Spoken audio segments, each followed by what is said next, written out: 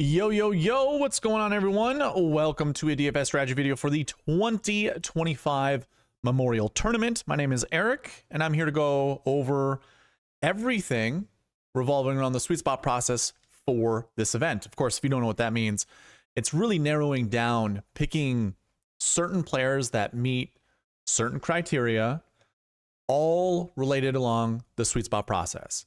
So in this video, I'll just be going over the golf course, just go over some data points that you guys can use for researching. But more importantly, as we go throughout this video, we'll get more into the sweet spot process, which means going over salaries, checking out the salaries for this week. Let me rephrase that. Checking historical salaries at this tournament, seeing what types of builds work, and then comparing it to this week's event and just seeing if there's any commonalities that we can pick out of that.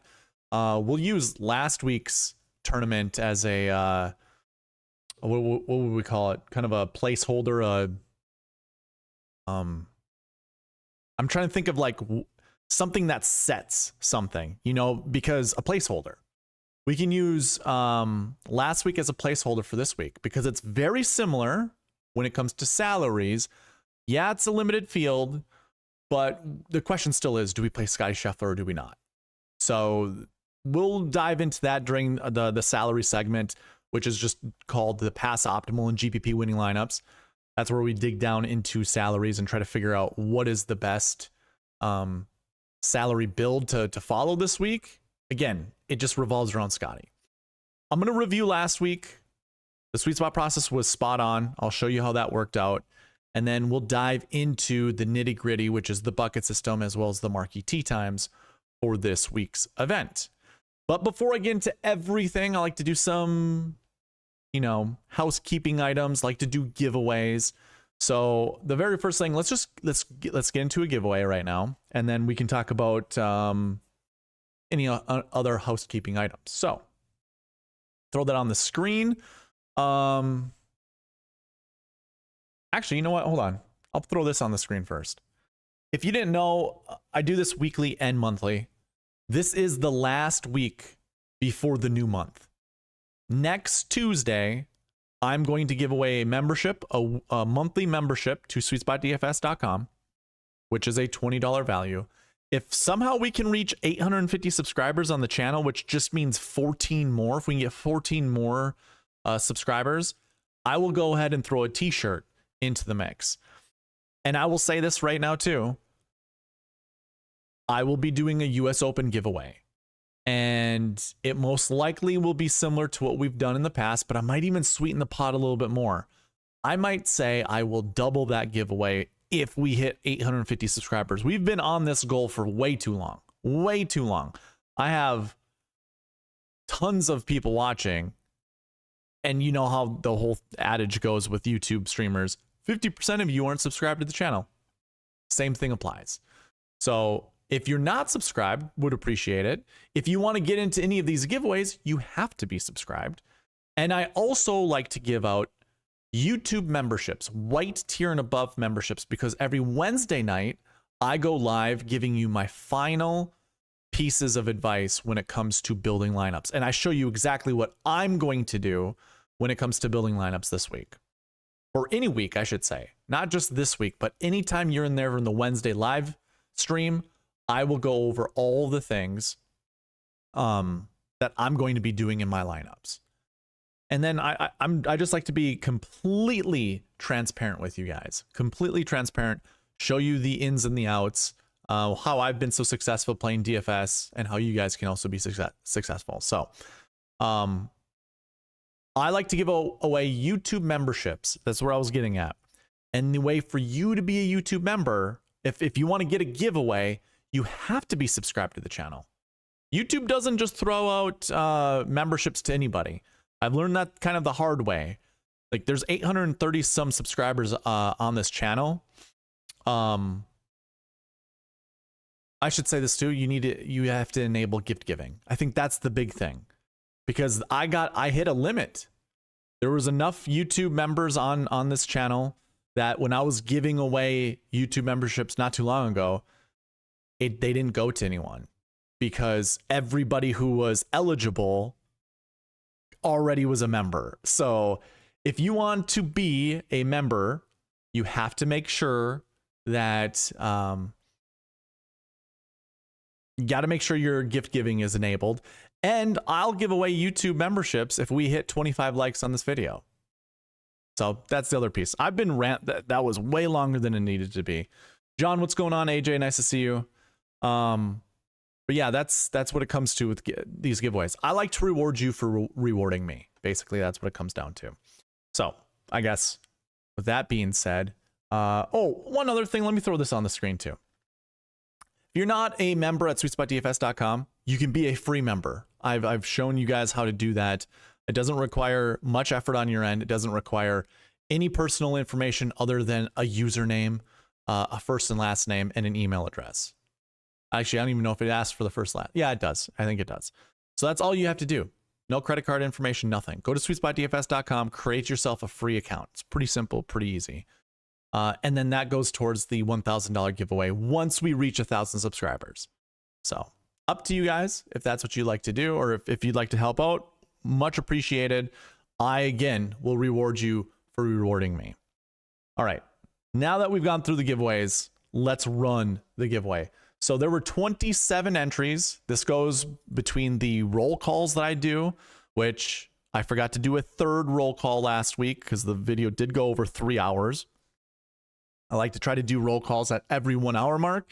Anybody in the chat, if you want to remind me when we get to that 1 hour, let me know, and I will try to do a roll call shortly after. So we have 27 total entries this week for the Charles Schwab challenge. And of course, that was for obviously last week, the Charles Schwab challenge. So all of these, again, go into the monthly giveaway, which we have currently 107. And this will be the last week of giveaway entries. Again, if you want to be okay, I'm sorry, I didn't actually explain this. If you want an entry into the giveaway, be subscribed and be here for the roll calls, or comment after this goes live in the YouTube comments of this video. Some of you guys go there and you get an additional entry, which just obviously gives you more chances to win. So anyways, here we go. 27 total entries. I'm going to hit the drum roll, and then we're going to call the winner. John Bizzle. He is in the chat. What's going on, John? Email me at sweetspotdfs@gmail.com. Let me know where I can send you that money. You won $5. That's the weekly giveaway. So congrats, John. And he was here for the roll call at the Charles Schwab challenge. It was the second roll call, so that was after hour 2. So there you go, John. Appreciate you. Again, last week, this is the last week to get entries into the monthly giveaway. Okay. Let me see. Just a reminder, this is a live stream. I like to talk to my chat as I see them come in. AJ Love, Lombardi Lee, John, what's going on, guys? Again, if we get to 25 likes, I will give away 5 white tier YouTube memberships, which allow you to watch the live stream tomorrow night, which is a members only, because I like to reward those, again, that reward me. Okay, here we go. Let's get into the first segment of all of these strategy videos, and that is a golf course breakdown. I don't know why I dropped down the screen, but anyways, here we are. The golf course is a golf course you've seen every single year. It is Muirfield Village Golf Club, the Memorial Tournament. It's Jack's Place. How often are you going to hear that this week? It's Jack's Place. Yes, there's a lot of prestige to it. I guess I'm a little, I don't know, I wouldn't say salty, but I just think it's overblown. It's a great golf course. It definitely provides quite a bit of challenge to all of the golfers. It's long. So here's some data points you guys can use. And these are data points that I promise you guys that I am working on for filtering. Everything that will be on this site, you will be able to, basically what I'm telling you right now, hey, it's a par 72. You'll be able to filter by par 72s. It's 7,500 yards. You want to put a range in there, you'll be able to filter out by that. Anything that you see on the screen, whether it's shot shapes. Hey, if you want to see a golf course where it requires, at least 5 draws on approach, you'll see the average performance of a particular golfer you're looking for, or anything of the sort. These tools take a little bit of time, and golf season is upon myself also. So I am spending a lot of time golfing, which is great because I've been golfing pretty well. So I'm happy. Can't wait for tournament season to come up. But anyways, I'm still working on things. I am still updating everything as I can go. I might have to take a couple days off just to continue to work on some of this stuff. But anyways, that's not your issue. That's mine. Data points, like I was saying, par 72, almost 7,600 yards. If you're going to use any data points, I'd say find golf courses that are over 7,400 yards. I don't care what the par is, because a lengthy golf course is a lengthy golf course. The greens are fast, so if you can find, I don't have that on here and you wouldn't be able to see that right now. I do try to keep track of the stimp. I thought I had it on here. I got to add it. I need to add it somewhere. But yeah, fast greens, bent grass greens. So you can see all the turf grass here. In the rough, you do have Kentucky bluegrass with ryegrass, which is pretty standard with most northern, north of the belt line, basically, of the United States. So anything north of Kentucky, which you get Ohio, you're going to have bent grass everywhere, with the rough being Kentucky blue or ryegrass.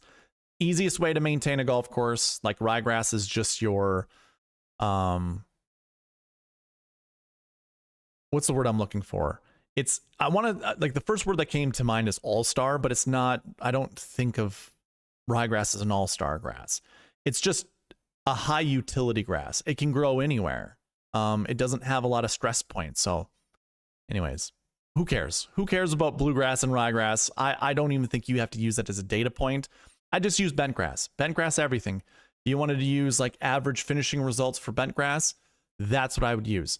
And in fact, that's what you get on the cheat sheet, which I didn't even open up for you guys. And I keep forgetting to remind you that you guys can also request the optimizer through the website, which we will be building lineups with later on in this video. I can't, man. Way too, what do we call it? Relaxed. Too casual. That's the word I'm looking for. Too casual. Anyways, this is what the optimizer looks like. You guys can request this through the video or through the website. No, trying to do two things at once. Through the website by going to optimizer. I'll just drill down on that so you guys can see it. It'll bring you to this page right here, and then a pop-up will happen. You just type your email in there and send the request to me. I've been having issues for some reason. They keep going to my spam folder despite me saying it's not spam. Good old Gmail and its limitations. Anyways, cheat sheet. If you scroll down on this cheat sheet page and you get to the second one and click here, this is the Google sheet that I provide everybody. It looks like we got some people in here, so that's awesome. I provide this cheat sheet for everybody. And what you're going to find here is just bent grass stats. Now, I said you could use average finishing position. That's what you have in the cheat sheet that I provide you guys. You have their overall finish, like their average finish on bent grass golf courses. This dates back to 2013. Some of these golfers just started playing last year or 2 years ago. That's all included in here. So the one way you can decipher all of that is by the amount of events that they've played bent grass golf courses. So you can see Ludwig has only played 16 events and he has an average finishing position of 33.5. Personally, that doesn't really matter that much to me. Like his lack of events, that's what I'm trying to say. That doesn't really matter to me. You're good on bent, you're good on bent. You're good on Bermuda, you're good on Bermuda. In fact, you'll see Jordan Spieth has 115 events and probably the best average finishing position of golfers over 100. I guess Matsuyama is at 100. So I guess I did say correctly over 100, not 100 and above. But either way, Hideki, Jordo, Looks like Ricky actually has some pretty decent results on bent grass. And then you get down here a little bit, and then you see some golfers that aren't that great. So you can find all of this on the cheat sheet that I provide for you guys. And then this last year bent just means 365 days of bent grass tournaments. What is their average finishing position? Just dating back the last 365. That's all. So those are what you can find on the cheat sheet. Going back here, you can also use, like, Jack Nicklaus is known for hitting a fade throughout his career. So, and he likes to build golf courses where you have to hit a fade. Now, Muirfield is one of those places that he didn't, like, quote unquote copy Augusta, but he wanted this golf course to resemble kind of the prestige of Augusta. That's why you have bent grass greens. They probably would still have bent grass on here. Maybe POA would be mixed in, but he wanted pure bent grass greens to, you know, resemble Augusta a little bit. The shot shapes on approach. Now, I always remind you guys, these shot shapes aren't necessary. They're just preferred. You can kind of see the little disclaimer underneath here. They're just preferred. They give you the best opportunity to score if you can hit these types of shots into those greens. And you can see I have holes 1 through 9 on the top here. They're par and yardage. And then you can see off the tee what shot shape is preferred, and on approach what shot shape is preferred. There's a bunch of holes that require different types of shots. And I always look at the most difficult pin position, or I would say the pin position or a green that has more pin positions that would be more preferred to hit a certain shot shape. So if you have a perfectly round green, I don't think there's a preferred shot shape into that green whatsoever, unless the approach has to hit around trees. Then, of course, yes, there would be a shot shape preferred.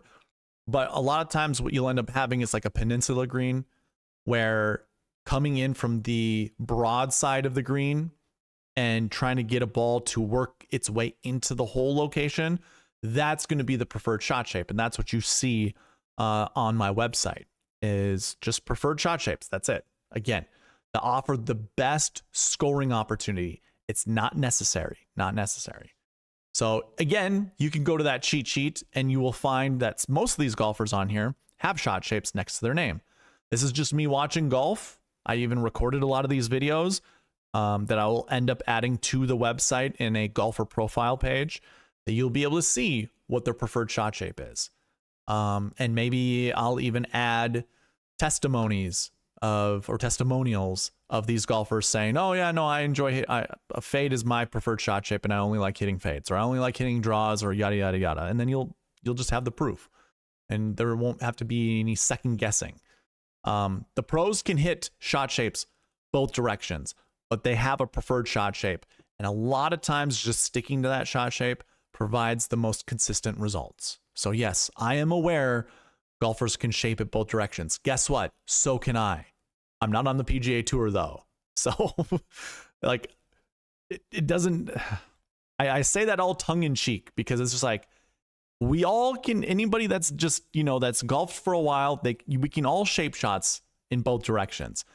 But you will find out, if you ask Tommy Fleetwood to hit a fade into a hole, he's going to not perform as well as if he had to hit a draw. It just happens. And no pro is going to say otherwise. So those people, I kind of say all that stuff because I hear criticisms. I've heard these criticisms before, like, oh, it doesn't really matter. Yeah, it kind of does. Kind of does. You even hear the pros talk about how it matters. So anyways, cheat sheet. Again, you have shot shapes for most of them. If you have questions for some of these other guys, like, I know how most golfers hit their golf ball, and I update this from a spreadsheet, and I forget to add the spreadsheet, like, forget to update the shot shapes with some of these guys. But anyways, this is available to you. So don't really have to talk about the golf course that much more. Let's go into the tournament. Now with the tournament, the strength of field is 703 or 733. And when we compare that to previous years, you had 764 last year. In 2023, you had 719. So it's basically right in that sweet spot of strength of fields. 2022, though, 594. That's interesting. Obviously last year it became a signature event. This year became a signature event. Yeah. I'm surprised. Maybe was the top guy in 2022 not here, or the top couple guys? I'm not certain. You can see Rory was there. Rory was actually at the Memorial, unlike this year. Anyways, it is a signature event. I forgot. I should probably let off with that. A signature event that has a cut. It is a player-hosted tournament, so it has a cut. So you will have top 15 ties making the cut. There are 72 golfers in the field. So you will have 22 people, give or take, probably five. Actually, 22 people at most would miss the cut. There might be less. And we can all estimate that the golfers down in the 6K range are going to be the golfers most likely to miss the cut. I agree, but I wouldn't be surprised if some of these guys here at the top also miss the cut. I'm not, like, the strength of field is pretty strong, but I'm not overly impressed when it comes to the field and what these golfers' price tags are. Like, it is very easy building Scotty lineups this week just by looking at the salaries. And we're not into salaries yet, but I'm just saying, yeah, I don't know why. It's not like we're really lacking that many golfers. We don't have Rory here. I don't know what it is. It just doesn't feel, elite, I guess. And I don't know, maybe it's because there's a lack of 10K golfers because Scotty kind of just sucks up all of the salaries into his $13,000 price tag. I don't know what it is. I just have a feeling that the top is going to disappoint you more than other people are letting on. Because I heard this earlier, like the 6K range is the range that's going to lead to the most cuts. Well, yeah, that's because there's more golfers in the 6K range. But when it comes to ratios, I wouldn't be surprised if like JT misses the cut. Like I don't really expect it, but I wouldn't be surprised.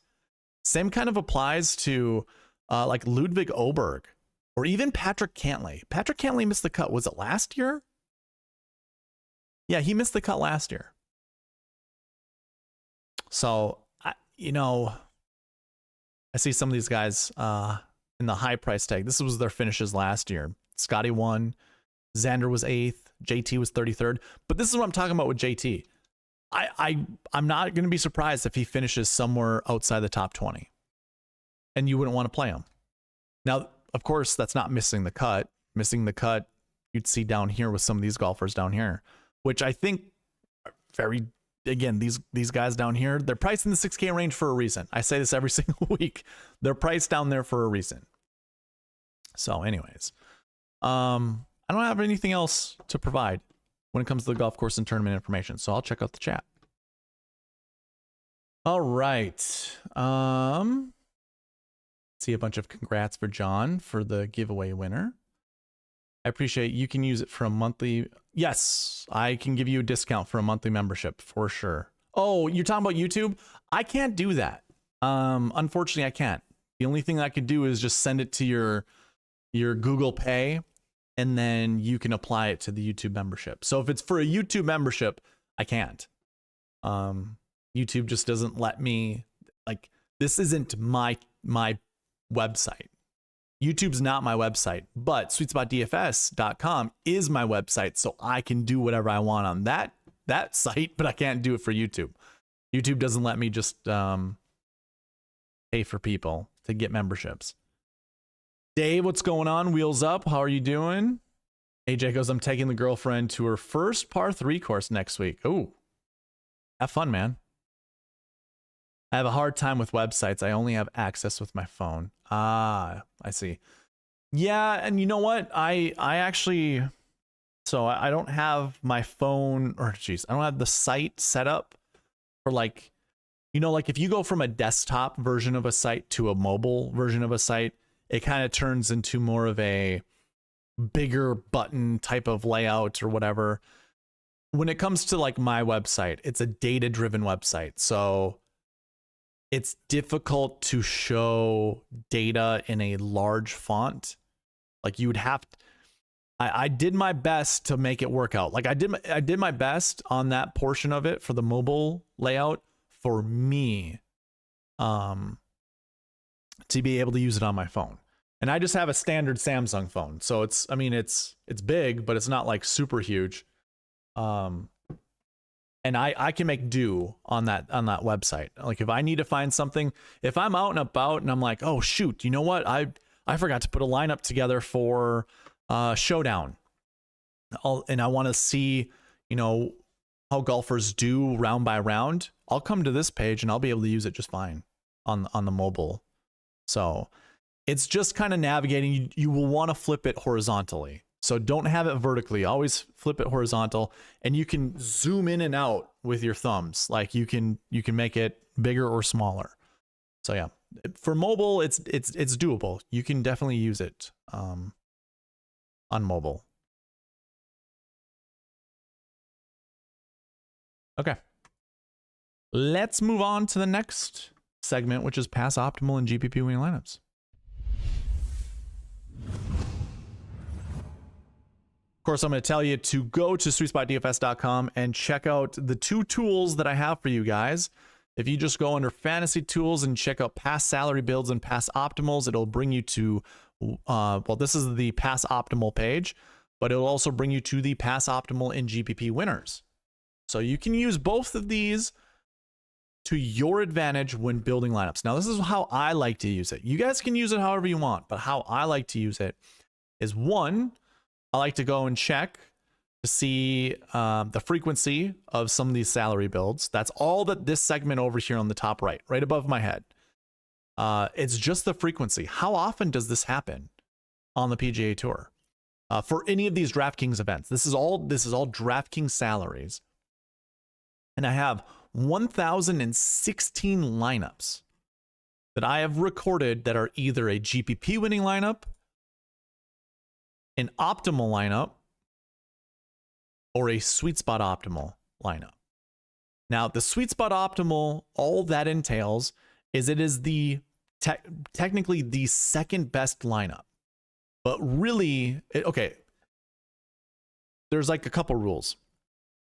A lot of times your optimal lineup, like if we were to look at last week's optimal lineup, PGA Championship, you see the salary used was $45,500. That means they left you would have to have left $4,500 on the table in order to hit that optimal lineup. That's not realistic to me. And I want the SweetSpot optimal to always be realistic. So if I go ahead and drill down on the SweetSpot optimal and we go take a look, you can see that the salary used is going to be 49.6 and above. Most of the time. Sometimes it's impossible. Because the other rule that I want the SweetSpot optimal to follow is it always beats the GPP winning lineup. So again, if we go to last week and we just I'm gonna use the pass optimal and GPP winning lineup page or this tool, and I'm just gonna look at the 2025 Charles Schwab Challenge and only drill down into the GPP winning lineup. So you guys can do this. You can see which lineup or which golfers were in what lineup. This was the $5 drive the green GPP winning lineup. It used Scotty Scheffler. It scored 536.5 points. If we drill into the SweetSpot optimal, what you're going to see is it goes to 576, and it uses $49,600 of the salary. It does not use Scotty Scheffler, believe it or not. Now, I do have to make a caveat to this, or not so much a caveat, but I want to be transparent with this. I'm going to show you. I don't have it open right now. Shame on me. But let me show you what I mean. And this is going to be part of the review. I'm still going to do a review, but you guys are going to see this kind of sooner than that. So I have two SweetSpot optimals. I have this that's highlighted in the red font, and then I have these that are highlighted in the green fill. Technically, when I use the SweetSpot optimizer, this is what you see. This was the SweetSpot optimal lineup. It had 3 8K golfers in it, with a 7 and a 6. That scored 580 points. 580. The colors here highlighted in red scored 576 points. So it's 4 points different. Now, this one goes 10, 9, 8, 7, 7, 6. Stop me if you've heard that before. Now, I did that primarily because, one, I wanted to use different golfers than those that were in the optimal lineup, which I guess technically it's the same. It would only be 3 golfers of each. But also I wanted to follow that 10, 9, 8, 7, 7, 6. I'm not a huge fan of going 10, 8, 8, 8, which is what the SweetSpot Optimal did. And here's why. There's another piece to this. If I go to the bucket system and I take a look at the salaries for the 8K, if we project, this is my projections right here. Technically, it's 0 to 3. But you see how this max projection was 2.05? Normally, I round up. I round up with that number, and 2.05 becomes 3. But if you've ever been to this channel before and you've ever listened to me talk about all of this, I'm not super sold on 2.05 needing to be 3 or being sold that I need to go to 3 8K golfers. It definitely was open. My mind was closed off to it. So anyways, I mentioned all that because I put it in the website. The SweetSpot Optimal is 576. Now, it still takes down the GPP winning lineup by nearly 40 points. So I think that's good enough. That's fine.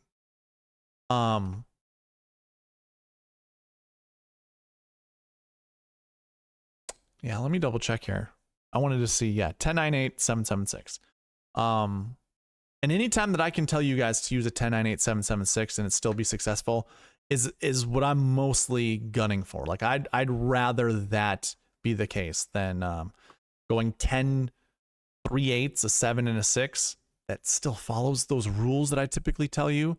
But anyways, just wanted to be transparent with you guys. Now, going back to using this tool, how I would go about it, and last week was so different. It has been very interesting. I made a tweet, or I used X and posted how, I'll show you actually. Let me show you. I wasn't going to post it, but yeah, why not?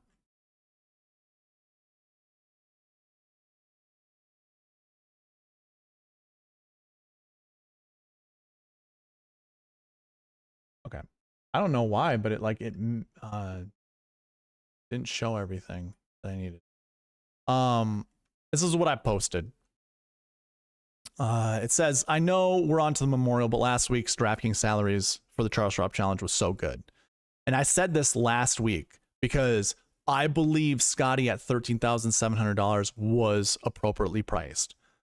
And there not being a 5K range. I loved it. Watch this. I'm going to click on this one first. This was your optimal lineup. It left $400 on the table. It scored 588.5 points. It used Scotty Scheffler. It was a 10, 8, 7, and 3 6s. 3 6K golfers. 3 6K golfers. Look at this lineup that was right behind it. It scored 588 points. So I was using the optimizer, kind of like looking to see what the most optimal lineup was and where the next best lineup was. And it was half of a point behind. And it left $3,400 on the table. And that was a 10-8 or 10-8-8-7-6-6. Again, that follows the rules that I typically lay out by following a 10-9-8-7-7-6. And then also, you know, you can make 2 substitutions. So I just wanted to throw that out there. I thought it's wonderful. I hope DraftKings continues to do this. And like this week when we have Scotty Scheffler, that's $13,300, is so good. It's so good.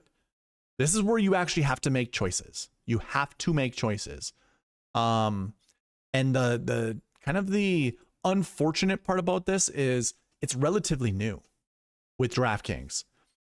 there have been very popular golfers in the past and successful golfers like DJ. I remember coming up to being like $12,400 at like the Pebble Beach Pro-Am or something like that.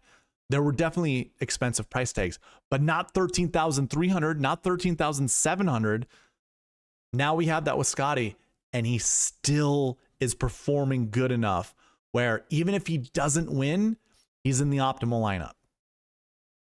Wheels Up, I saw you on Byron's stream. You're like, oh yeah, anything north of 13,300 I can't do. Hey man, could also just be easy mode if you choose Scotty. And kind of where I was going at with all of this was this 10-9-8-7-7-6 method might change. It might change.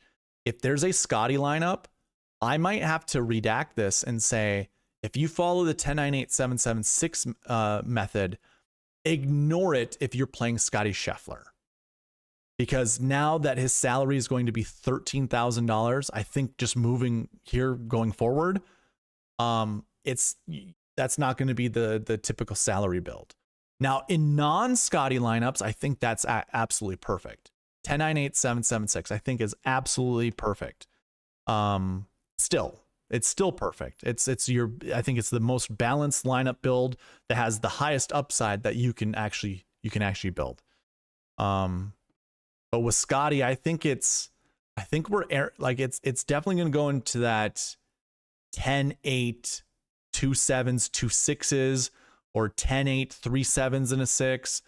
And by the way, when I say 10K, it is 10K and above. 10K and above. So that includes 13,000, that includes 14,000, that includes 15,000.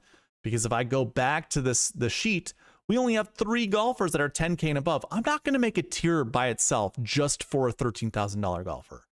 It is 10K and above. Just throwing that out there so you guys don't ever get confused by it. But here's what I would do. One of the lifetime members, Mike, had said this to me. He mentioned these filters, which I added right away. There's more filters I want to add. Of course, if you become a lifetime member, you can have your input provided to the website however you seem fit, because technically you're kind of a founding member, which is available to you at SweetSpotDFS.com. There's like 22 or 23 lifetime memberships left, so go check it out if you haven't. This is what I would do. Max salary. This means what was the most expensive salary in a winning lineup, in any of the 3 lineups, the GPP winning lineup, the optimal, or the sweet spot optimal. Just go into here and I would just do 12,800, $12,800 and above. Do that, and then the min salary go to $6,000. This means what was the lowest price? And obviously we don't have a 5K range, so just go ahead and put in the 6K. And then when we look at it, we only have 9 total entries, 9 total records, where there was a $13,000 $13,000 priced golfer and above. This just gives you a good idea of how these lineups break down. And this is kind of what I had said. Actually, I didn't actually say 10, 8, 7, and 3 6s. I said 10, 8, 7, 7, and 2 6s, which isn't even on here. Oh, wait, no, it's right here. Just kidding. I thought I saw it before. So 10, 8, 2 7s, and 2 6s. You drill down on this. This is kind of a filter. You can see which contests those were. And this was for the Byron Nelson when Scotty just lapped the field. You can also just drill down into here, 10, 8, 7, 6, 6. And you can see the oldest record I have goes back to 2017. I'm not sure who that's probably Rory. That was $13,000. But then you have the 2025 Charles Schwab Challenge.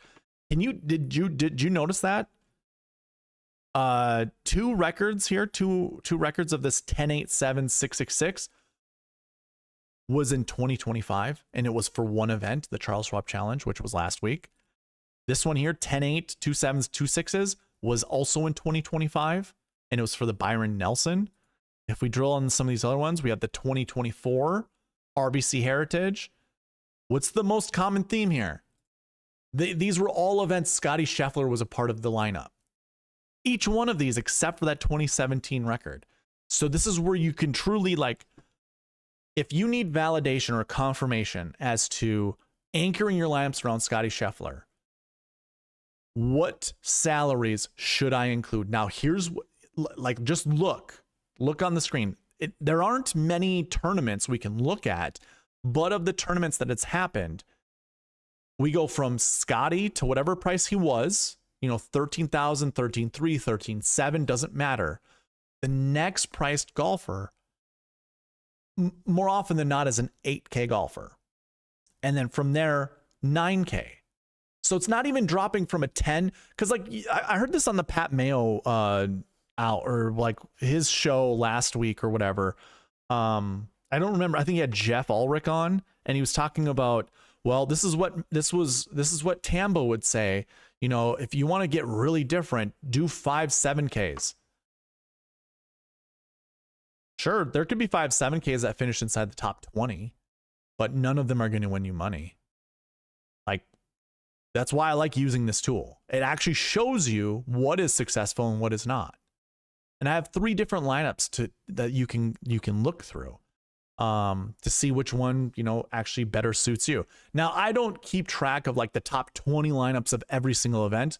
That might be something I should do in the future, because then you'd be able to see what truly is the most common build that's, you know, somewhat successful. I just like to show you the ones that you're going to definitely win money. Now, there's a perfect quote that you can apply to anything I say. The past does not predict the future. So whatever's happened in the past, that does not predict the future. I know that. And I understand we're humans. We like to get in this pattern recognition.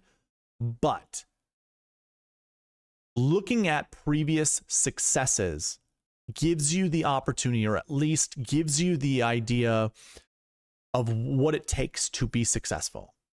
And so therefore, showing you these types of salary builds is going to give you an idea how to build Scottie Scheffler lineups that are successful. You know, almost each one of these has at least 2 7Ks, except for this top one, which is a 10, 8, 7, and 3 6s. Again, okay, outside of 2017, they happened last week when Scottie Scheffler was 13,700. We get a bit of a discount this week, guys. We get a bit of a discount. He's only 13,300. So there is that. We can use that, you know, you can use it however you want, actually. Maybe that allows you to have 2 7Ks. So it's really, again, the question I think we're going to always ask ourselves going forward, do we play Scottie Scheffler or do we not? That's what it'll always come down to. Do we play Scottie or do we not? And if we don't play Scottie Scheffler, then if you're on this page, what I would end up doing is I'd go into here and say max salary, whatever you want, the lowest, highest price golfer. I know that sounds weird, but you know, imagine 9,500 was the highest priced golfer in one of the lineups, you know, one of the successful lineups. Then you'd go into this spot here, and I would just, actually, you can use the scroll bar. Use the scroll, and let's go to 11.5, because the highest, or let's go 11.4. The highest price golfer is Xander at 10.9 after Scottie. So we can use something like this. And honestly, I only want to look at, you can use this too. The minimum salary used is 49,500. So I don't want to see anything that leaves more than $500 on the table. I just don't. And what you're going to find out is the most common lineup build is 10, 9, 8, 7, 7, 6, which obviously is what I always tell you guys to do. Followed by 10, 9, 8, 7, 6, 6, followed by 10, 9, 8, 7, 7, 7, followed by 10, 8, 8, 7, 7, 6. I think there's a guy on Twitter that says this is the most common optimal lineup. I don't think he's right. I don't have all of the data going all the way back to 2017. So if in some of those weeks where this actually is more common, so be it. I can tell you one thing for sure. I do know 10, 9, 8, 7, 7, 6 would have won you the most money, or at least would have been tied to win you the most money if this truly was the most optimal. But as my data shows it, it's 10, 9, 8, 7, 7, 6. So anyways, if you're not building Scottie lineups, I would recommend 10, 9, 8, 7, 7, 6. I just throw down the GPP winning lineup. You can see 10, 9, 8, 7, 7, 6 is the most common, followed by 10, 9, 8, 7, 7, 7, then 10, 9, and 4, 7. So there you go. MAO gets a little bit of a bump here when he said, hey, 4 7Ks will be unique enough. When did that happen? Ooh, 2025 Masters. That was your GPP winner. Same with the Sony Open in 2025. Okay. Hey. Again, I'm just showing you how you can use this tool on SweetSpotDFS.com to, you know, confirm your feelings as to what or what your data processing or just your whole research process. Let's put it that way. Part of this is feelings, no doubt, and then it's data driven. Someone once told me building lineups, the best way to build lineups is using half of your artistic brain and half of your data driven brain. And I think that's perfect. I think that's the right way to build lineups. But I also like the confirmation of seeing 10, 9, 8, 7, 7, 6. So yeah, I think now, listen, we could also go into the Charles Schwab or the Memorial Tournament and just look at all of the lineups for the Memorial Tournament. So you can see the summary box here, 10, 8, 8, 7, 7, 6, 10, 9, 8, 7, 7, 6, 10, 9, 9, 7, 6, 6, 9, 8, 8, 7, 7, 6. Those are your top lineups for the Memorial, but you can see it's all spread out.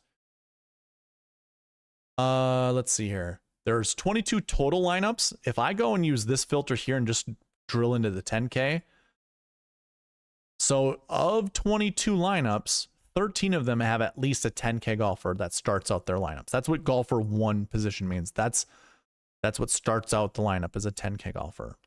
So that's it's over half. It's not like a large number over half. It's like 60% basically.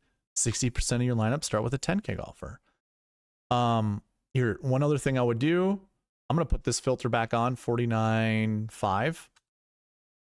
This is truly all I care about. I don't want to leave a lot of money on the table. So out of 16 lineups, how many start with a 10K? 11. So again, that's just barely over half. Still, I'm probably more comfortable going with a 10K golfer than a 9 or an 8. Like starting with a 9 or an 8, especially with Scotty Scheffler in the field. Now, I will say this, though. If you don't think Scotty is going to pay off his price tag and you aren't comfortable with Xander or JT anchoring your lineups, then that's perfectly fine. Start yourself with a 9K golfer. I honestly don't think, though, that one of these guys will not be in the optimal lineup or the GPP winning lineup. I just think this tournament has better golfers up here in the 9 and above range than it does in the 8K range. Well, let's put it this way. You're not going to build a lineup starting in the 7K range. You have to make a choice. Are you going to do like 3 or 4 8K golfers and then try to smoothen it out with a couple 7Ks? Or are you going to start with the 9K and above? I think the proof is on the, or what am I trying to say? I think the writing is on the wall. You want to start with a 9K and above. You don't see it on the screen. I'm trying to explain to you what I see with the golfers in this 8K range. Not good enough to compete against the guys 9K and above. That's what I'm seeing. So there's no way I am going to, no way I'm going to start lineups with an 8K golfer, but there's also no way I'm going to have three or more 8K golfers in my lineup. I just, no thank you. No thank you. Not a chance in hell. I will do 2 9s and maybe dip into the 8s. Maybe I'll do 2 8s that way. But a lot of my lineups are going to start with Scotty Scheffler. And I think a lot of everyone else's lineups are going to start there. I got no issue going to Xander. I got no issue going to Justin Thomas. But I also don't think this is the tournament that JT is going to perform that well on. When it comes to JT, I don't like him on long tracks. When he has to get on his little tippy toes to hit try to bomb a driver, he is so inaccurate. And I think being accurate here is going to matter so much more than distance. But if you got both, you're in a good spot. And despite everyone thinking Justin Thomas is good hitting out of the rough, sorry, he's what, 5'8", 5'9"? Yeah, he can hit the ball pretty decent, but he doesn't have the leverage that like Scotty Scheffler has.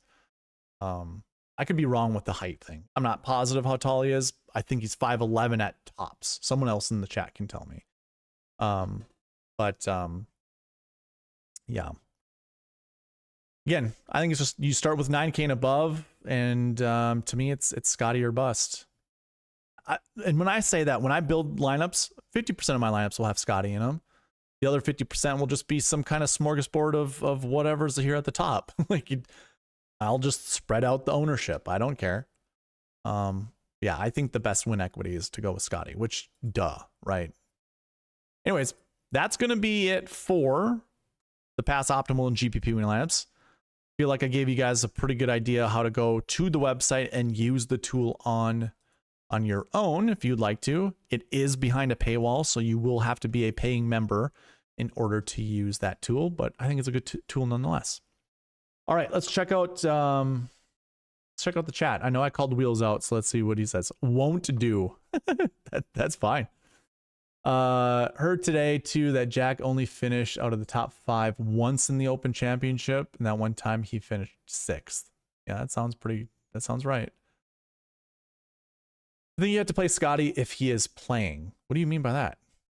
Is there a question mark that he's not playing, or you just mean in general? I was profitable last week without him. I don't want easy on a GPP. The fall rate at that price is too pricey for me. Especially at 50%. No, thank you. That's fine. I'm loving the 10-8, 7-6-6-6 lineups. I'm playing him in my single entries. Yeah, I got no issue going to Scotty. I was half of a point away from profiting last week on my entries. So, and I went 50% in on Scotty. I went 20-some% on Tommy. Actually, I went 50, I think it was 59 or 58% on Scotty. So, Jeff Flower, what's going on, man? Is the high fade the way to go? I've heard a lot about it for this course. Yeah, so I mean, that's Jack, right? Jack Nicklaus, known for hitting the high cut, the power fade throughout his entire career. That's how he sees golf courses. That's how he builds golf courses, is hitting a fade. I think this course, though, and I mapped it out. I don't know if you saw that. On SweetSpotDFS.com, I have a tool that's called Golf Course Stats. I actually map out the golf course. Like I look at the overhead satellite images. I also pay attention whenever the tournament is playing, and I take notes. I take notes to see, now I was gonna say every single hole I pay attention to, but that's not true. I don't pay attention to every single hole at every single tee box. That's the one thing to always remember with this golf course. 75-69, that's what the PGA Tour a lot of times average out how long the course will be, or it's the tipped out version. So it'll never be longer than 75-69. Usually it'll say that in the tournament fact sheets of a tournament, or if you go to the PGA Tour headquarters sheet, that site, it will tell you what the tipped out average or distance is. But most of the time, it's not going to play 75-69. Sometimes it'll be 7,400. Sometimes it'll be 7,300. They might make it really short one day, depending on if the wind is just howling. Like they want to make the course scoreable to a point. Like Jack is going to have probably the last say when it comes to tournament setup. But if you had winds that were going 30 miles an hour through the course, tipping it out and having the golfers play the hardest pin positions and the longest version of each hole isn't going to make golf fun for them to play. It isn't going to make golf fun for us to watch. And normally they don't want to stress out the golf course. So they're always going to mix it up. They're always going to put pin positions in different locations to prevent a lot of foot traffic. They're also going to put holes on different tee boxes You know, most golf courses have about 4 tee boxes. They're not going to want to stress out the golf course and make it look terrible for the members afterwards. Normally, that's what ends up happening anyways. But they're going to try to mitigate that by setting up the course in a certain way. So anyways, yes, hitting a fade matters. I don't have a single tee shot here that really requires a fade. There are a couple par 5s that if you did hit a fade and you hit it very far, you would definitely get a benefit on that hole. But I don't have those marked here as fades because no one really can hit that type of shot outside of, say, Rory and maybe Bryson. But Bryson primarily hits a draw. And so does Rory, but Rory's put a fade into his game. What I see for the approach shot shapes is it's the shot shaper's delight. Like it is if a golfer can work the ball both directions and is on top of his game, he's probably going to have the greatest luck here. However, if you hit the golf ball straight, you hit the golf ball straight. And I think that's always something that I want to throw out there, because like Hideki Matsuyama hits a cut, but it's like a 2-foot cut. Colin Morikawa hits a cut, or Morikawa hits a cut. When he's on, that's like a 5-foot cut. It can be a little bit more, but you know, none of these holes on this golf course are so tight that you need to have you need to have a certain shot shape. Fades are easier to control. They don't land and take off like draws end up doing. Like you can't control a draw, is what a lot of people say. So hitting a fade on a tough golf course where positioning is going to matter is probably the best way to play golf at this golf course and really any golf course in general. So I won 80 cents last week. Ryan, I think the last time I played PGA 2K25 was in March. So that won't be happening anytime soon. It's summer, man. I'm outside. I'm not inside playing video games. Just not going to happen. Maybe in the fall, maybe in the wintertime, but not when I can be outside hitting golf balls myself. Okay. Jeff, you're welcome, man. And nice to see you here. I think first time chatting. I don't remember seeing your name in any of the other videos, but appreciate you being here. A reminder, 25 likes on the video, I'm going to give away 5 YouTube memberships. So that's out there. Go check it out. Subscribe, hit the like button, all that good stuff. Let's do a review of the Charles Schwab Challenge, which I'm just going to throw this on the screen. Just messy as hell. And we will get into this. I like to go to this page first, which shows you how the bucket system did. Basically, I look at the success column over here under this segment, this year's totals, and take a look to see which buckets were successful, which ones were not. Last week, if you recall, there were a lot of projections that were so close to being 0 to 2. So like this one that shows a no. 1.28 to 2.13. If I scroll over here to the farthest right, I have this conservative projection, which what this has done for me, what it's served me in the past and what it'll always continue to do. If this number's under 2, and by the way, I am talking about this one right here, right above my head, the 1.97. I know it's hard to see on your guys' screen. But right above my head, if you just scroll up there and then you hit the line that goes across, it says 1.97. 1.97 as the conservative max projection. That's under 2, which automatically means the minimum is 0. So that's what I did on the optimizer. I made this a 0 to 3 bucket. And you will see 0 showed up in the top 10, 0 were in the optimal lineup, and 0 were in the sweet spot optimal. The sweet spot optimal follows all of the sweet spot rules, including the bucket system. So when you see this as a no, and I tell you that it's actually a yes, now you know this was a success, but because it's using these numbers to find the range that it's trying to find these numbers in, that's why it says no. But it was a success.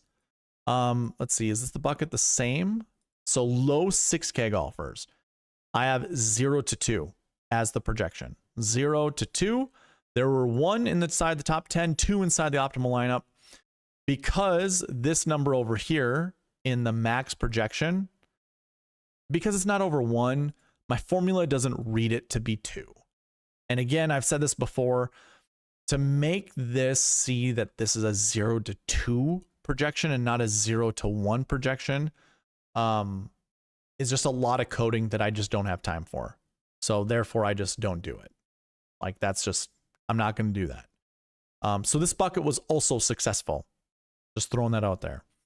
And then the last bucket to look at, a 1 to 3 bucket for 8Ks. I mentioned this earlier. Now, the conservative max projection is 2.10. That's a little close. That's a little close for comfort.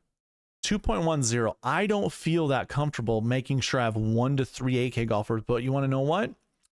I was proven wrong. I mentioned this during the Pass Optimal and GPP winning lineup segment. There were 2 SweetSpot optimals that I tracked. One was the actual SweetSpot optimal that allowed for 3 8K golfers, which you see right here. JJ Spawn, Harry Hall, and Ben Griffin. 3 8K golfers. This was technically the SweetSpot optimal. It scored 580 points. But what you're going to find on the website is I went with the 10, 9, 8, 7, 7, 6. So the lineup that I had was that I called the SweetSpot optimal was Tommy Fleetwood at $10,000, $9,300 Bobby Mack, $8,700 your winner Ben Griffin, $7,800 Bud Colley, $7,100 Ryo Hisatsune, and then $6,700 Matty Schmidt, or Marty Schmidt, I guess. Marty. That was 4 points less than what the true SweetSpot optimal was. And I gave my reasoning as to why I did the 10, 9, 8, 7, 7, 6. But as this is what the beautiful thing about the bucket system and the SweetSpot process is, I'm trying to cheat. I'm trying to cut corners because of my brain. My brain's telling me I don't want 3 8K golfers. I've seen this before. I am not someone who likes to pepper the 8K range. My buddy Chad Eckert loves to pepper the 8K range. I don't. I want to stay away from the 8K range. I usually see a lot of bums in the 8K range that I just don't want to play. It's like DraftKings. The 8K range is almost the elephant graveyard. Is the best way that I can analogize it, if that's a word. I think it is, not positive. But if I was to create an analogy, I think the 8K range is the elephant graveyard. We don't talk about the elephant graveyard. We don't visit the elephant graveyard. It is where you will see past successful golfers show up who are currently struggling. That is normally what the 8K range is reserved for. You will see Adam Scott there. That's like $8,200. Tony Finau this week is an $8,200 golfer. Does he have the talent to be good? Yes. Has he been recently? No. Although I think his most recent form is actually decent, but he sucked this whole year. That's what DraftKings does. DraftKings is just like, Tony Finau was a good golfer, last year, and a couple, he's like a known golfer. I was actually listening to the PGA Tour radio talk about Ryder Cup, how Ben Griffin is now 12th on the list, ahead of Tony Finau. It's like, well, of course. Ben Griffin's a better golfer right now than Tony Finau. I don't want to play Tony Finau because Tony Finau sucks. I just, and so anyways, that's why I don't like to usually play the 8K range, is you will have a lot of bums that are in the 8K range. Cam Young, a lot of times, like, DraftKings just wants to throw him in the 8K range because he could be good, or maybe he won't. So usually that's why I don't like to play the 8K range. This last week, though, this is why I like the bucket system. This is why I like the SweetSpot process. As much as I'm trying to cut corners and not listen to the data shines through and says, hey, you're stupid, man. You should have played 3 8K golfers. Just couldn't do it. Couldn't do it. A lot of this is just choice. Like we don't have to absolutely follow. Well, the rule was 0 to 3. It wasn't 1 to 3, and I didn't mind playing 1. 1 was in the sweet spot optimal. But anyways, that's all I have to say about that. The 36 out of 36 buckets were successful. Let's just put it that way. 36 out of 36 were successful. You would have won money following the sweet spot process. The last piece to talk about, and we'll actually compare the lineups, are the Marquee Tee Times. Now, I will be going through the Marquee Tee Times for this Memorial Tournament, where we will have groups of 2, but it still acts the same. This is groups of 3. And what we've seen every single year, every single week, is that 2 to 4 golfers tend to find themselves either in the optimal lineup, the GPP winning lineup, or the sweet spot optimal. There's only one optimal lineup golfer, despite Wheels Up not wanting to play Scotty Scheffler at $13,000. He was your only golfer in the Marquee Tee Time. He was $13,000, $13,700. The only guy in the Marquee Tee Times. Now, there was Tommy Fleetwood that did finish 4th. Bobby Mack finished 6th, and he was in the new sweet spot optimal lineup. You had JJ Spawn, who also finished 6th. You had a couple 11th place finishes in Novak and Woodland. So yeah, you could have made a lineup, building lineups with these, or built a lineup with these golfers in them. But I will say this, still the same thing applies. Here's group 8. If you just played JJ Spawn, and then you looked at group 7, and you only played Bobby Mack, and then you came up and just played Fleetwood. If you wanted to ignore Sky Scheffler, you had 3 golfers right there that were in the top, in the top 6. Now, Fleetwood was in both of the sweet spot optimals that I created. JJ was in the true sweet spot optimal, but Bobby Mack was in the other one that I created, the one for the website. So, and I guess, oh yeah, Scotty would not have been. So either way, you had 2 golfers at most at any given time that were from the Marquee Tee Times in the sweet spot optimal, or in the optimal, or in the GPP winning lineup. Now, that's disappointing because technically we want to see about 2 guys that are in the optimal lineup. They were close. Don't get me wrong. There was close. Let's see. Which one was it? Let me double check.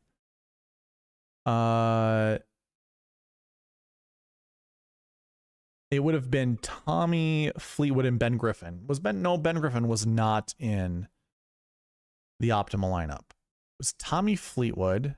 Would there have been anyone else? Was Collie up here?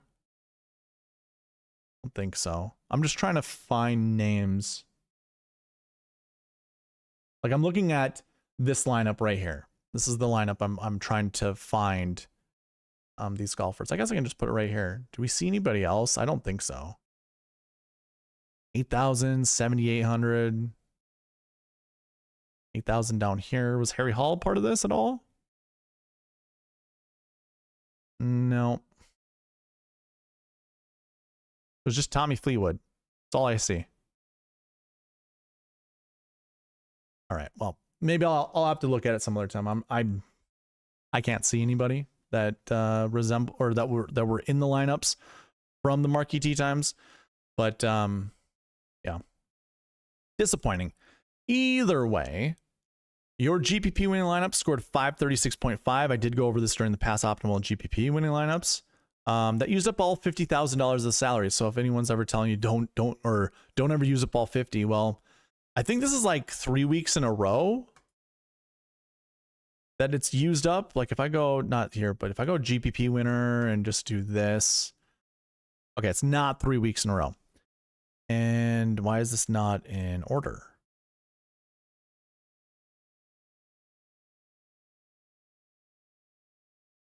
Do I have filters on here still? I might.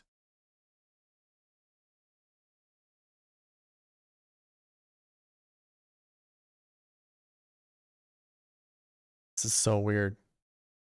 Why would it show Valspar first? I wonder what's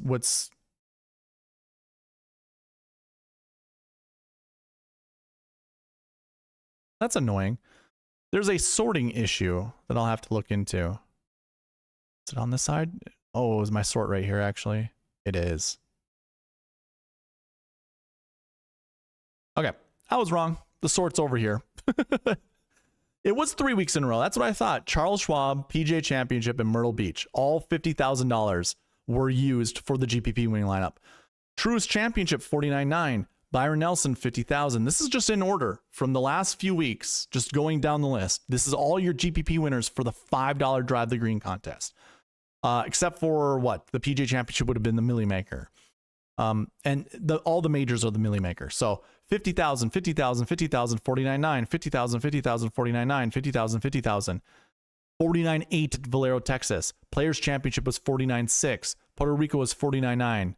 Cognizant, the only weird one right now, I see another weird one, but Cognizant was 49.5, and it was 49,000 for the AT&T Pebble Beach Pro-Am. So if you're looking at the whole list of tournaments, only one event left more than $500 on the table. Only one. So again, just one of those things. If you listen to other people talk about leave a lot of money on the table, just don't do it, man. I'm here to tell you every single week the best ways to build your lineups. I truly believe that that's what I'm doing, and I'm trying to provide all the data points to prove everything that I'm saying. But anyways, that was your review of the Charles Schwab Challenge. I believe we should probably have a roll call right now, right? So, who are you anchoring your lineups around this week? That is the question. Answer the question.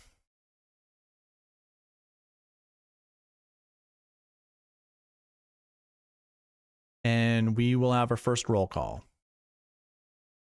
This is just getting yourself an entry into the weekly giveaway next week. And this also gets you into the monthly giveaway, which will also be next week.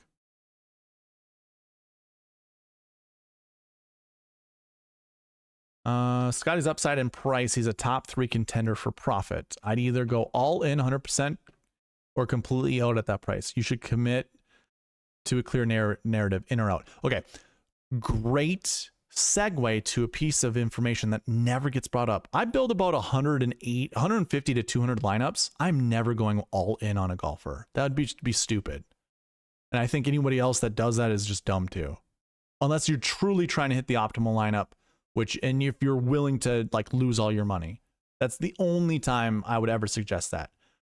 Something that Tambo says that I think is actually relevant is that you need the perfect lineup of 6 golfers.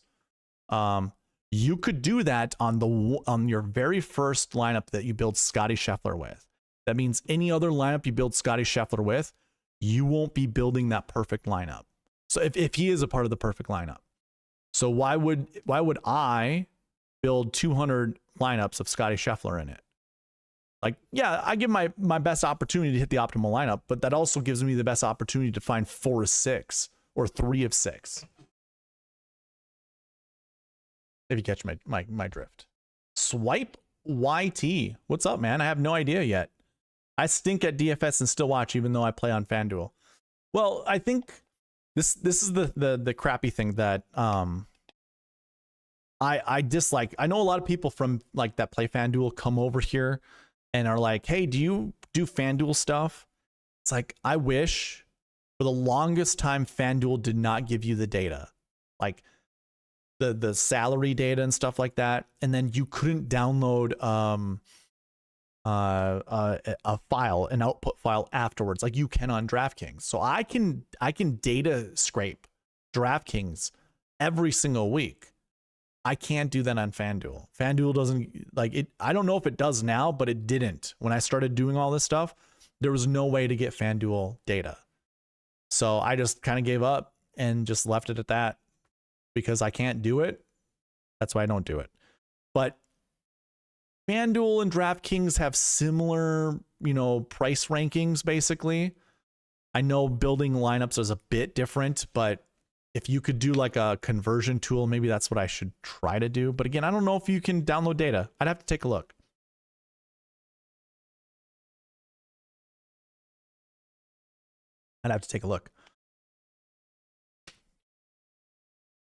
David, you play on FanDuel as well? Well, here's a I'd have to look at FanDuel. Let's see if I can actually. I don't have it set up on my computer, so I can't. But I do have the FanDuel app. I just want to see what the price tags are.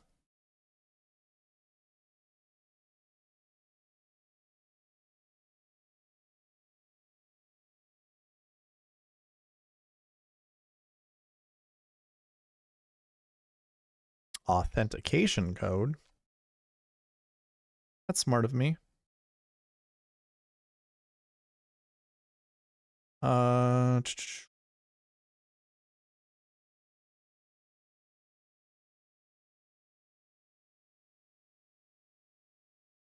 also, if you guys ever give me the salaries for FanDuel, I can make the I can make an optimizer. Oh gosh, I had to do a whole bunch of new privacy updates and stuff like that. All right. You don't know what I'm doing. I know I'm spending a little time not talking or not doing stuff. Trying to figure out the salaries are for PGA and what the difference is. Are there only 3? Oh, it says for you. I'm too much of a newbie on FanDuel. It's only giving me 3 featured events. All right, let me take a look at salaries. So we got Scotty at 14,000 and then Shoffley at 12,100. 14,000 to 12,100, that's $1,900 difference. $1,900 difference where we have a $2,400 difference on DraftKings. So they're actually squeezing, or they're either making Xander higher ranked on their product than DraftKings. Morikawa is even higher priced than JT. Wow. Yeah, it's difficult. I all those that are kind of, all those that play on FanDuel.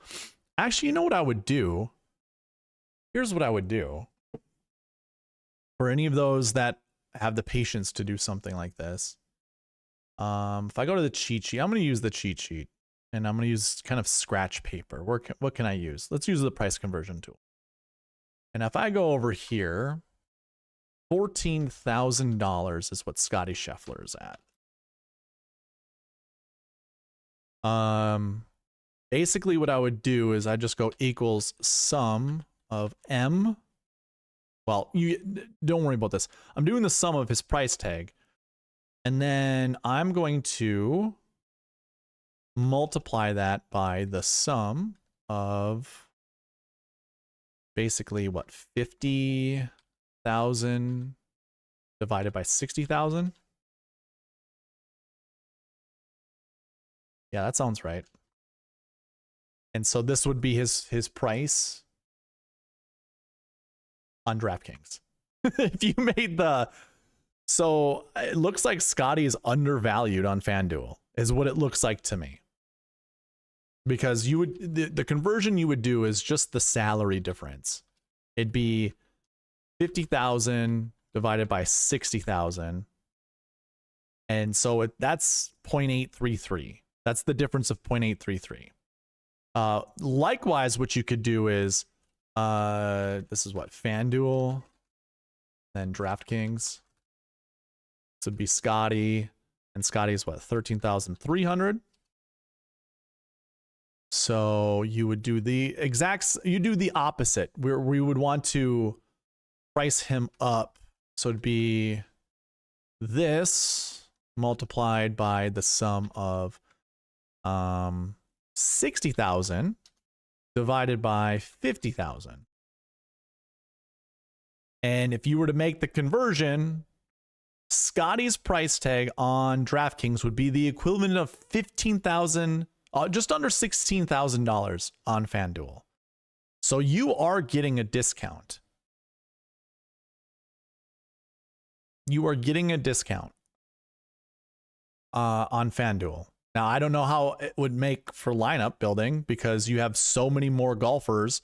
Like, so yeah, you're getting a discount on Scotty, but then like Xander's 12-1 on FanDuel. Actually, I don't even know if that, okay, I'm not going to do this for everything, but this is how you would do it. There are other golfers that are getting a bit of a bump, like Ludwig is 11,200 on FanDuel. Cantley is 11,300. Those, once we get lower, they are now getting priced up on FanDuel where DraftKings is pricing them down, basically. Yo, mama's fave. What's going on, man? I asked Rick Run Good in chat last week to deep dive Schmid. He ignored the question, as did chat. I really thought he was a good play, but hedged my exposure. Sometimes you just got to trust my process. There are things that I don't care for with other content creators. If you're doing a live stream, why don't you talk to your stream? I get when you get a lot of questions that come through. I once asked Rick a question based off of past performances, and he kind of laughed at it and says, that doesn't matter. That doesn't matter when it comes to like whatever. Over the years, I've learned just to ignore Rick. Rick is just a data guy. He's not a golf guy. He likes to pretend he's a golf guy, but he's not. He's learning though. He's got Greg Ducharme and Mark Immelman. Like, lucky ass that he has to talk to those guys. Who I do trust. I trust those guys. AJ Love, Ryan Henson, Nathan. Hey Nathan, I saw that you were in some of those 25-cent winner take alls. I knew you were like right underneath one of my lineups. You were up there for a little while. David Steele. I have no idea. Okay. Wheels up.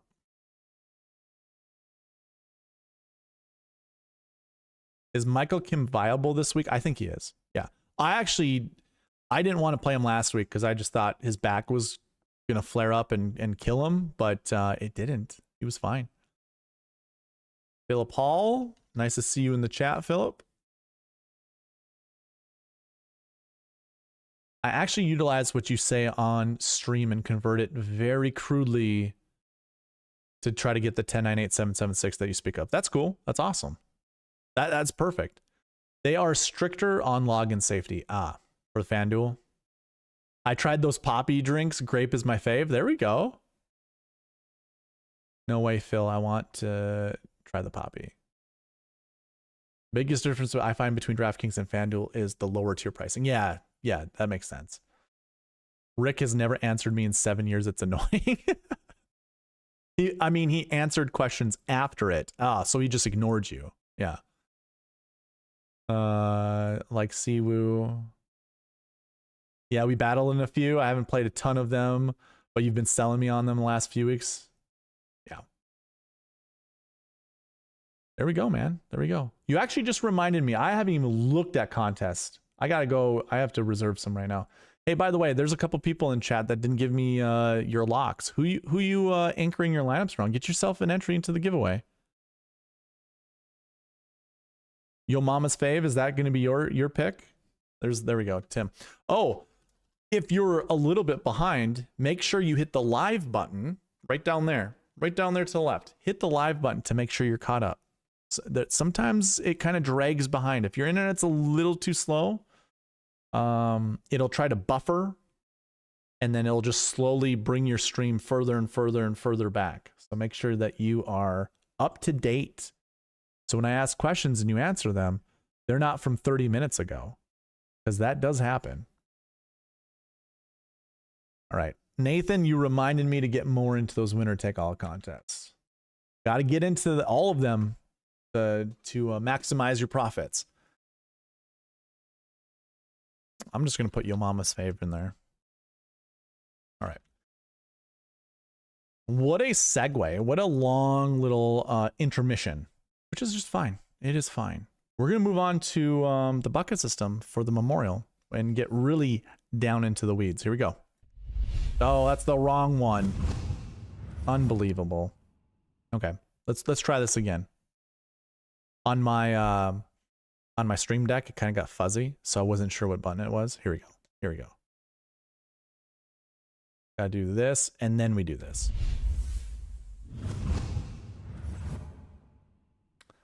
just distracted, fat fingered it. It was terrible. Okay, here we go.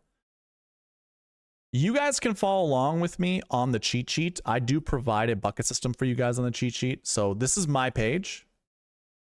Here's the cheat sheet. Bucket system is right here for you guys on the cheat sheet.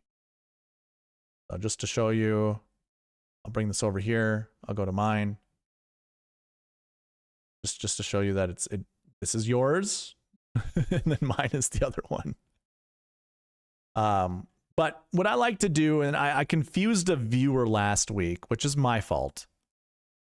But what I like to do just for this show is to kind of speed up the whole anchor bucket process. I only like to look at buckets that have, you know, like 25 or less golfers in them. But if you really truly want to see what the anchor buckets are, and what the anchor buckets mean is you want to play at least one golfer out of these buckets. It would be going to the max projection. Make sure there's a filter on the bucket system, which you can find on Google Sheets up at the top on one of the ribbons. And then go into max projection, filter by condition, and go greater than or equal to 2. Now, just to throw this out there, to be very clear with you, every single one of these buckets is technically an anchor bucket. Now, sometimes any given week, there might be a number that's really close to being less than 2. Like say this one right here. And let me zoom in even more for you guys to see this. So this one's 2.24 for last year 2s. That's really close to being under 2. So that would be a questionable one. I would kind of question that one. But for the time being, this is fine. We can call these our anchor buckets. 1 to 3. But if you are a little cautious with this, 0 to 3 is just fine. So technically, these are all your anchor buckets. But like I said, I want to just look at buckets that have 25 or less. So like, here's a bucket right here. Last week's 6s, golfers who did not play last week. This is a very large bucket. You want somewhere between, I would make this a 2 out of 6. And in fact, the optimizer has that right here, 2 out of 6. I know you guys can't really see it on your screen, but right here, this is what we're looking at, 2 out of 6. So the minimum column says 2, the maximum column says 6. So the optimizer is going to always try to find at least 2 golfers from this bucket to put into a lineup. And again, we'll build lineups here a little shortly, I should say. But that's what you get with this bucket, 2 to 6. Because this is so close to being under 3 that I'm just going to make it under 3. And really, when I look at the max projection over here, this is the conservative max projection. 3.92 rounds up to 4, and I always want a 2-point difference between the max and the min. So there you have it. Since this is 4, the min would be 2. But like I said, I want to get rid of all of those that have more than 25 golfers in those buckets, and I'm highlighting all of them right now. So there are 4 buckets that I'm just going to ignore by going into this filter and going less than or equal to 25. And then I get these select buckets. Now, an anchor bucket again is I want to find at least one golfer from these buckets to anchor around or to have anchoring my lineups. So last year ones, these are golfers who finished inside the top 20 last year. I want somewhere between 2 to 4 of them. Now, any given year, this little column here, the frequency rate, means how often did we have a golfer from this bucket finish inside the top 10? Dating back to 2013. Dating back to 2013. How often? You see a 90% clip of it happening at least once. That's what that means. This 90% means it happens at least once, 90% of the time, dating back to 2013. So I don't know exactly what that looks like, but if I go into the buckets, this is the engine here, and I look at this right here. The only year it didn't happen was 2020. That was our COVID year.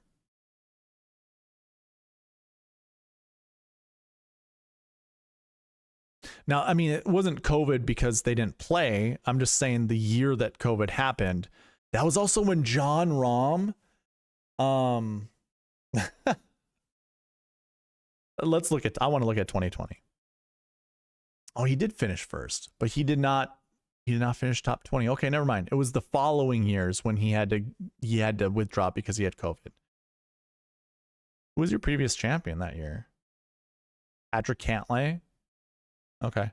So that actually, there truly was not, okay, one spot difference.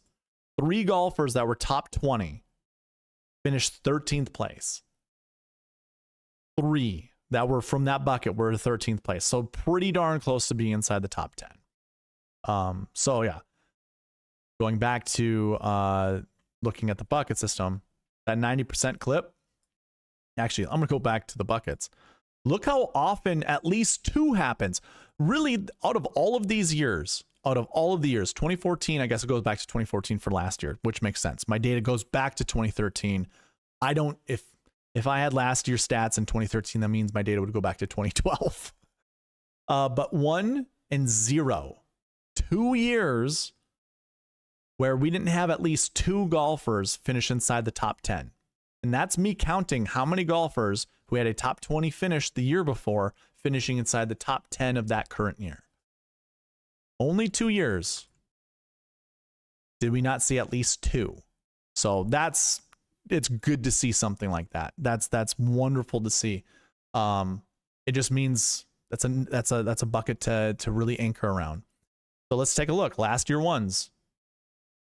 I'm gonna go ahead and put a filter on the dream sheet. So if you're on the cheat sheet, go take a look at the cheat sheet.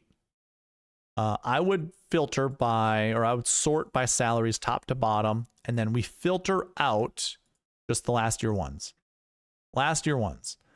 And you're gonna see a huge array of golfers. Actually, not even so much a huge array. Now that I look at it, 8,000 and above. Wow, 13 golfers. I don't know how many total there are, but this is pretty damn close to all of them that are 8K and above that are in this last year 1 bucket. Then we have someone in so Sam Burns is 7,900. He's the only golfer in the 7K range, but we could actually include him in with the 8Ks because he's only $100 off of being in the 8K range. And then it drops down to the 6K range. Thigala, Bezainhout, Adam Hadwin, Nick Dunlap. Now, what I would love to see, and this is something we're going to see on the website eventually, is how many last year ones were in the 6K range. For as long as we had DraftKings data. How many finished inside the top 10? Do we just ignore the 6K range? I know we ignore Nick Dunlap. That's for certain. Ignore Dunlap. But who else? Do we ignore anybody else? I'm not sure. Oh, Swipe YT, YouTube. Hey, man. Welcome to the white tier. Tomorrow night, I go live about 9 p.m. for the live stream. So that's only members only. Thank you for becoming a white tier member. And just so you know, you get $5 off of the monthly membership of SweetSpotDFS. So just throwing that out there. That's another perk you get for being a YouTube member. That's awesome. Oh God, you guys have been talking a lot. All right, I will get back to the chat. I'm going to continue on. I like to get through the segments first and then I'll come back to the chat. But hey, I saw it in the corner of my eye. Appreciate you. Okay, so with the last year ones, again, these are golfers who topped 20 last year. The question that will always be on the tip of my tongue every single time I look at this data is to Scottie Scheffler or not to Scottie Scheffler. I think there's a very compelling argument to not Scottie Scheffler when you have both Xander and Colin. I think if you, this is what Tambo does with Pat Mayo. He goes 13,003. Let's do that with like $8,800. That's 22,100. So this is pretty close to 22,000. Xander and Colin Morikawa is 20,080. What was this one again? What did I say? 22. So it's $2,000 more. So what do I have to go all the way down to here?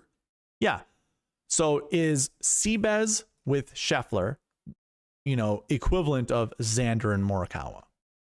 Now, If Xander and Morikawa don't finish inside the top 10, but both make the cut, let's just say they finish top 20. If Seabez, this is actually a really good thought experiment. I'm going to use the Charles Schwab challenge for this. Or no. Let's use last year's data. I truly want to see what this looks like. I'm going to go salary from top to bottom.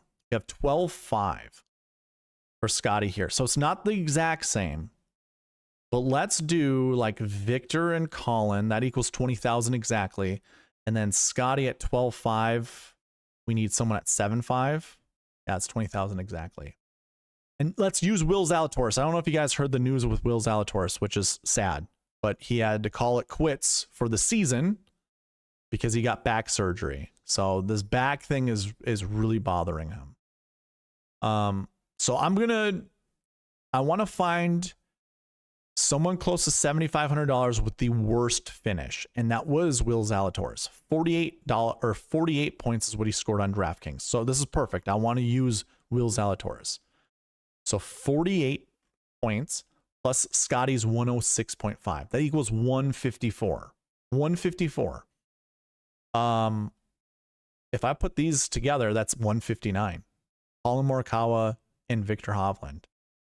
So in that one instance that I just showed you, and what I'm trying to do is I'm comparing the two price tags, because if we're making this true comparison, you know, like what I was just mentioning, doing the comparison or whatever it's called, the substitution, would we sub out Victor Hovland and Colin Morikawa from last year with Scotty Scheffler and Will Zalatoris?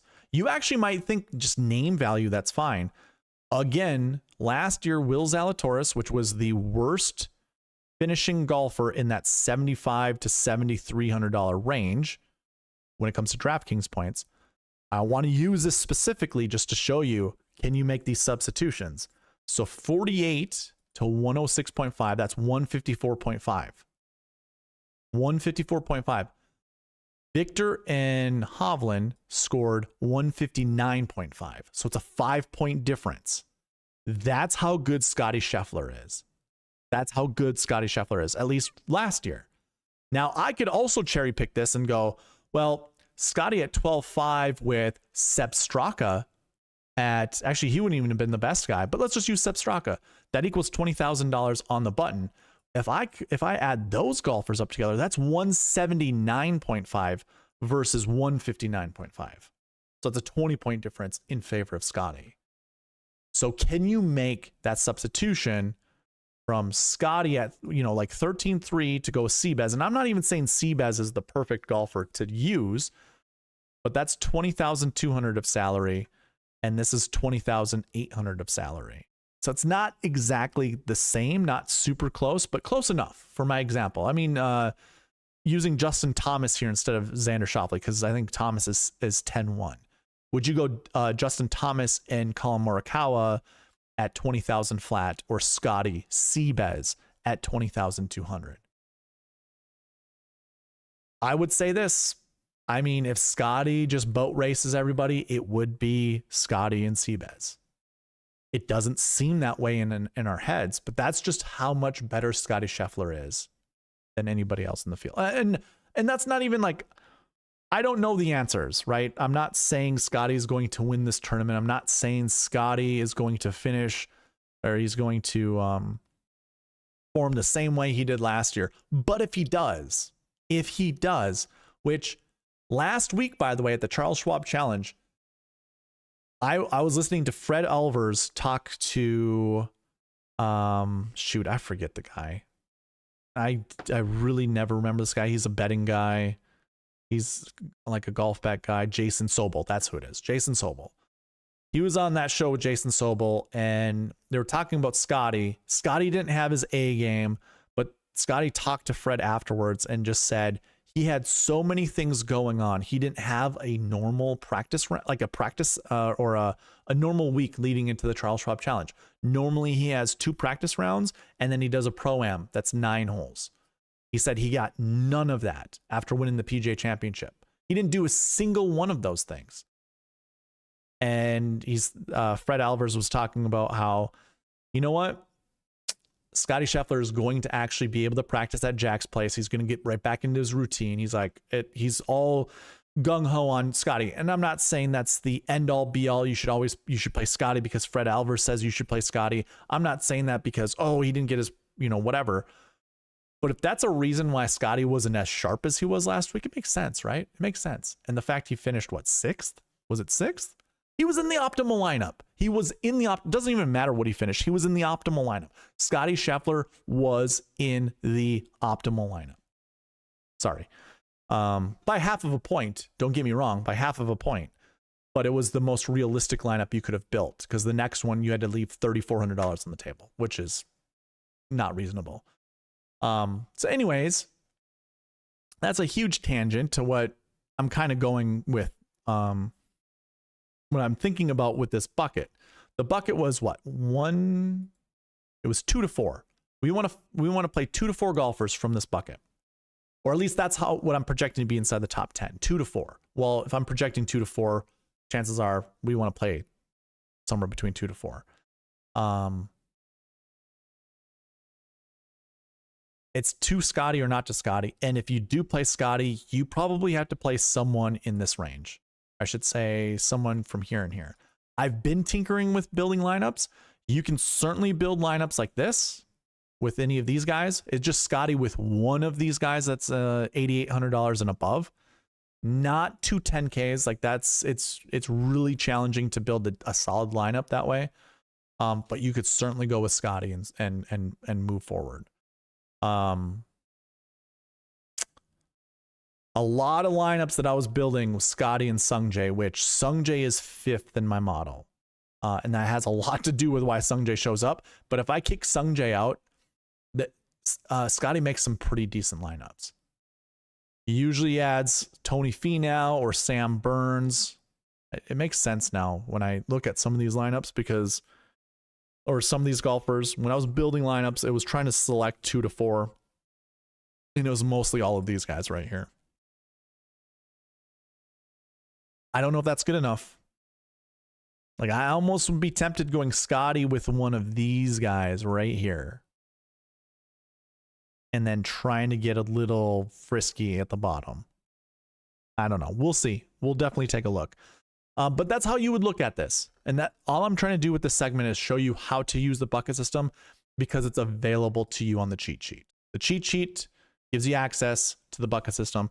But let's go ahead and look at last year twos. So that's the next bucket in the last year stat category. And these are golfers that finished inside that 20 to 40 range.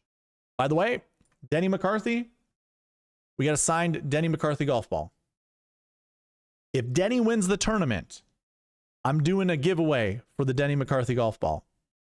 If you want in on it, after this video goes live and it posts to YouTube, go into the comment section and just type in Denny McCarthy. Or Denny McCarthy wins, whatever you want to do, and you'll get into the drawing for that giveaway. The giveaway is just new. Every single week, it's a new giveaway for the Denny McCarthy golf ball. So even if you've done it in previous weeks, those are all gone. Those, I don't keep track of those. It is just the week that he wins. If you comment on the video that he wins, I'm giving away that golf ball to whoever enters. So we'll do like it could be a 3-person giveaway or a 3-person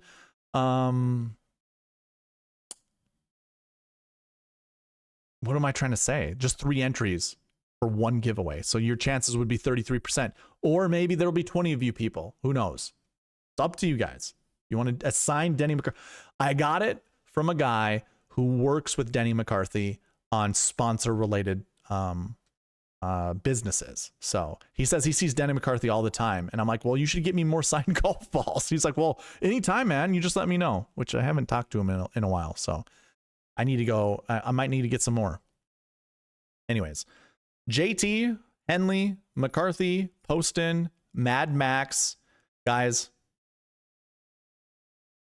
I'm turning the leaf on Max Homa. I'm not... Listen, I can't stand watching him golf. I don't like... there's a few things. I might be a bit petty on some of this stuff, but Homa's game, the fact that he can piece together 1 to 2 rounds a tournament means I think he's on track. That doesn't mean he's going to play well here, but I like what I see. And I wouldn't be surprised if in round 1, 2, or 3, if he does make it to round 3, because again, there is a cut, he will have the lowest round of that round, or the lowest score of that round. He's close. He's close. I wouldn't be surprised by, I wouldn't say the playoffs. I just think like if he comes back to the Fortinet Championship or whatever it's called now, Procore, I can't remember what it is. I think he's got a good chance to win that tournament again. So I think he's on track. Let's just put it that way. He's on track, and at $7,500, not a bad price tag. I don't mind it. I can work with that. Alex Noren, by the way, for all of us that were concerned about his injury, like coming back from injury, he has proven it otherwise. He's played well in the last 2 events that he's played at. I'm probably, like, if I was courageous, I'd probably slam Alex Noren and just continue, like just play Alex Noren 100%. But I'm not going to. I'm probably at max going to play him in 20% of my lineups.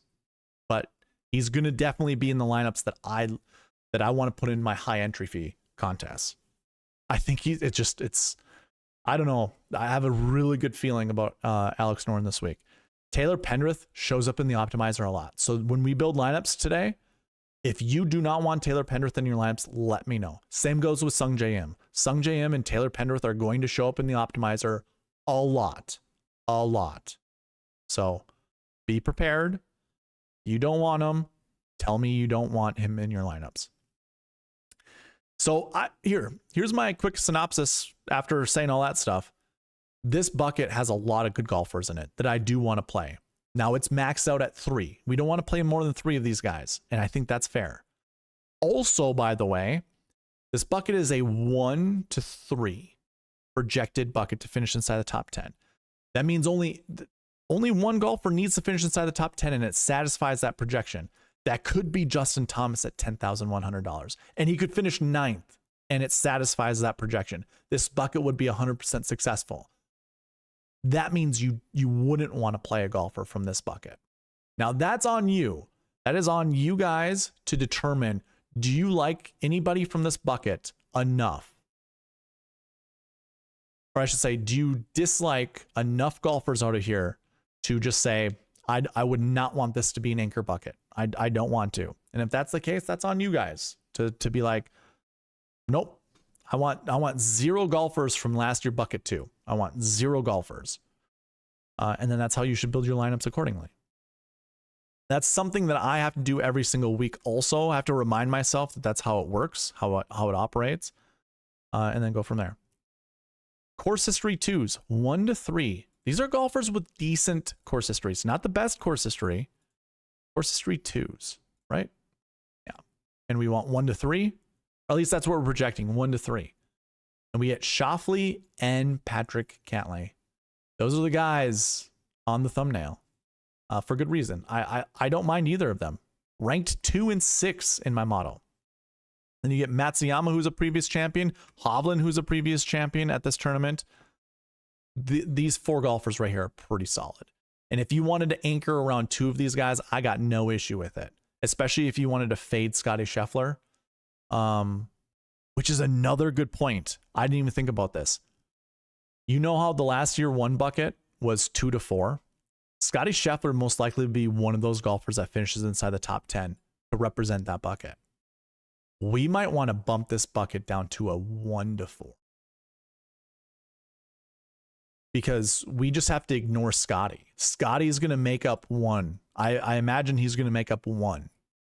And if you're not one of those guys that wants Scotty Scheffler, if you're not anchoring around Scotty Scheffler, we need to bump this down to 1.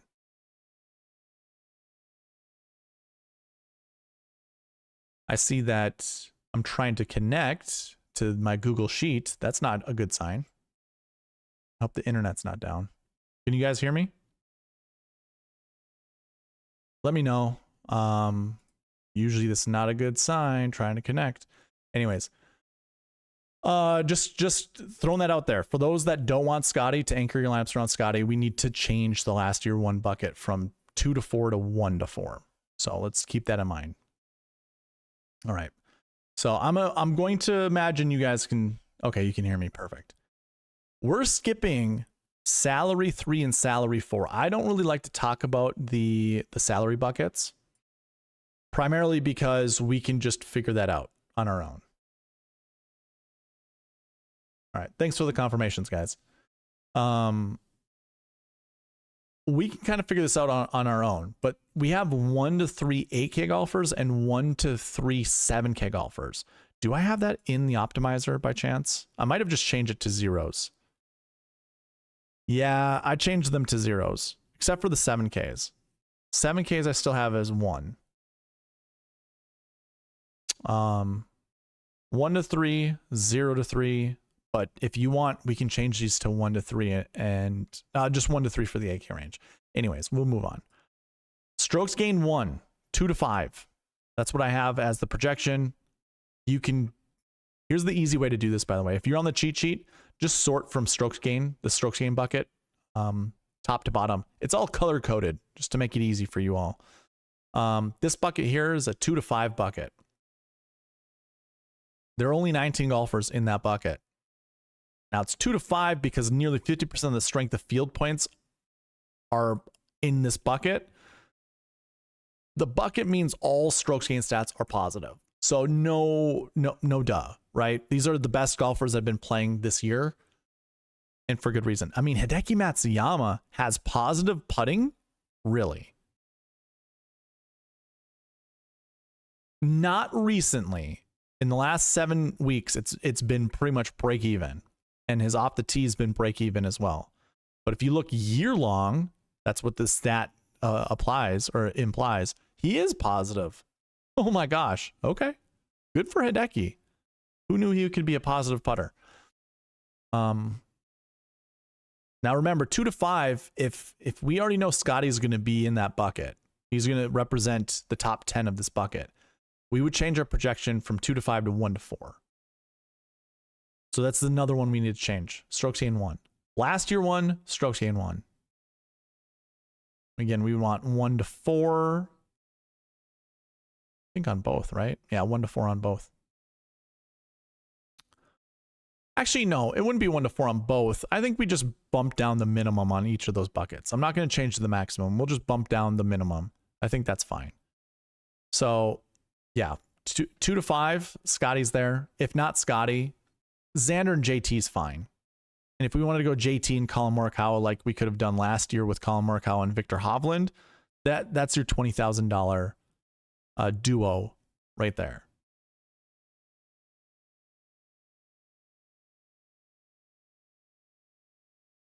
Yeah, I don't know. A lot of good golfers here. Bud Cauley, $6,800. I think that's a great play. Ryan Gerard at 67. I know a lot of people are sick of him. That's a good play.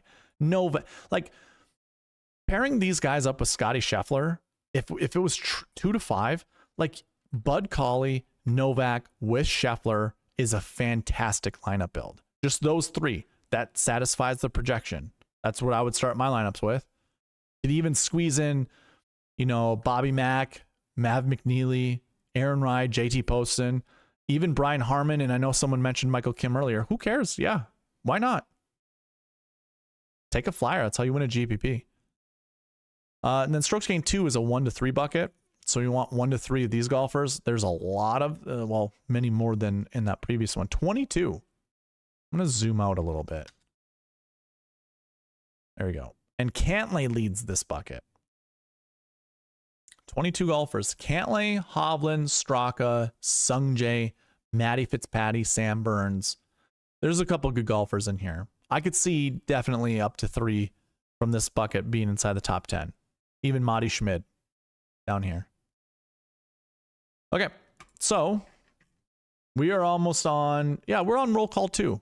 So I'm going to sort this by our group ranks because we're going to get into the anchor or the Marquee Tee Times right after this, but we're going to go ahead and do roll call number 2. For roll call number 2, just type in the number 1. That's all we need to do. Just number 1. And I'll get back. I'll get to the chat. Well, I'll read through the chat. While I'm talking through the chat, just put in number 1. Just the number 1. Okay. Holy moly. I got a lot of stuff to go back and take a look at. All right. Where I left off. Nathan and I were talking about the 50-cent winner take-alls. Lombardi Lee says Victor Hovland week. Yo Mama Favor says Siwoo, yes, I'm on him too. AJ Love, Tee Times are my favorite part. Unbelievable. Swiper goes, let me ask you one more question. Not trying to overtake. I don't play a ton per week, $15 to $20. Would you still recommend enjoying the SweetSpot system membership? Okay, so Swiper, I'm sorry to not answer this question earlier. You joining YouTube membership is awesome.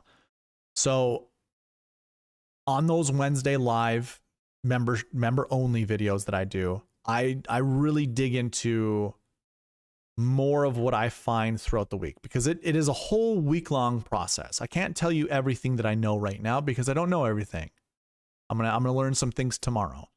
So Wednesday night is when I build all my lineups. I put a bunch of placeholders in. Currently, I build one dummy lineup, and in that one dummy lineup, I just go and reserve contests. Just boom, mass enter contests with that one dummy lineup, and then I build how many ever lineups I need to do Wednesday night into my contest. And I always build unique lineups. I don't just build one lineup into a bunch of contests.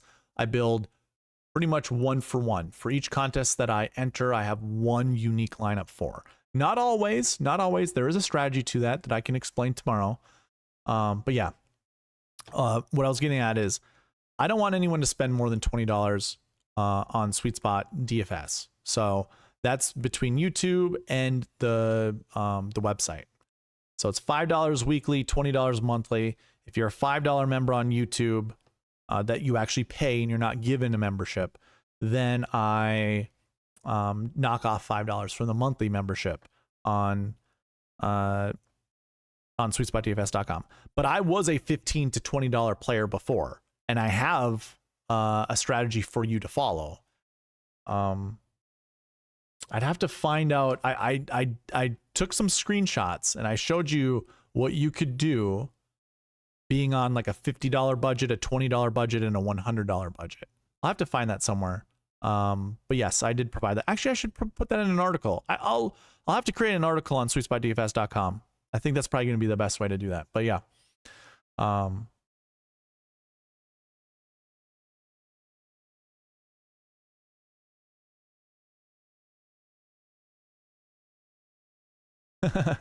Yeah, AJ goes, yeah, it's $4.99 a month, and you can see well over 100 lineup builds on Wednesdays. Gives you ideas of what to do. Yeah, that's right.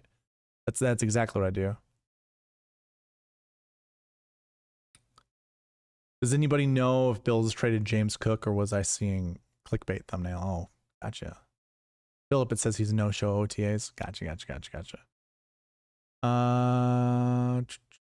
I'm gonna skip the James Cook stuff because I'm not a Buffalo Bill fan, or I shouldn't say I'm not a Buffalo Bill fan. I just don't follow it.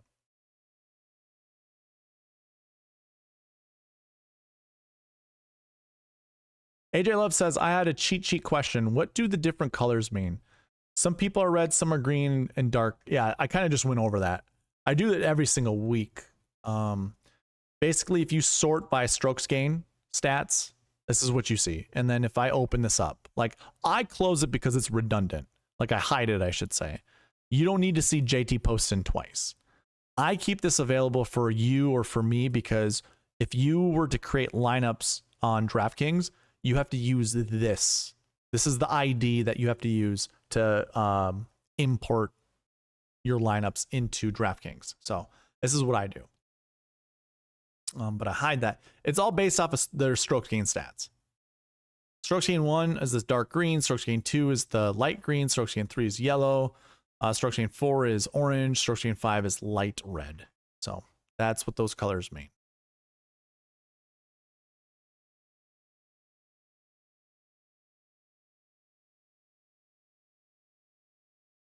I see all you guys talking about football. Football in May.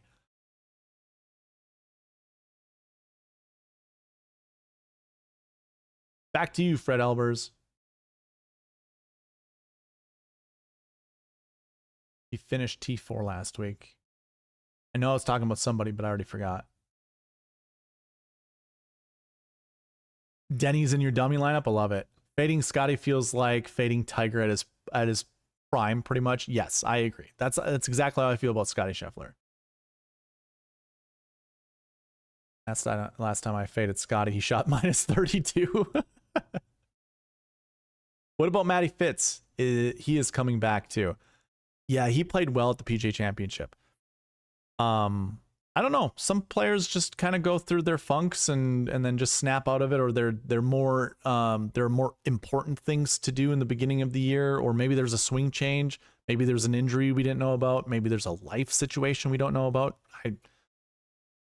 It is weird that someone can go from winning the US Open to just kind of going into oblivion, like just fading into oblivion. Like, what's going on with this guy? Why is he not good at golf anymore? Like, I don't know. What do you think about Schmid again? He's been pretty consistent lately. I could see another top 10. I've always liked Matti Schmid. For those that remember the DraftKings Rainmakers stuff, oh my God, Schmid was in. I bought so much Matti Schmid. I think he's just a good golfer. And watching him Sunday at the Charles Schwab Challenge, he hit that driver so incredibly straight and far. And he chipped in on 18. That showed you a little moxie. That was to try to tie to go into a playoff. Sure, hole 17, he kind of stunk it up, but he came back on 18 and answered. That shows you he's got the stones to win a tournament. All right, we're almost done. I'm almost done with the chats, and then I'll do the roll call, which, I mean, you're all typing in the chat, so that's good. And then we'll get into the Marquee Tee Times. John goes, hey Eric, I'm back, got busy. Am I able to use the $5 for a month membership? I have a hard time with website. Oh, I answered that question already. I mean, you asked it before. Oh, and there's your mama's fave. He said, yes, it's mobile friendly. Just turn it sideways, zoom in and out. There we go. Look at that. That's great. I got chat watching my back. What about Connors here? Doesn't he have some good course history? He does. And Corey Connors, his best grass or best turf grass surface is bent grass.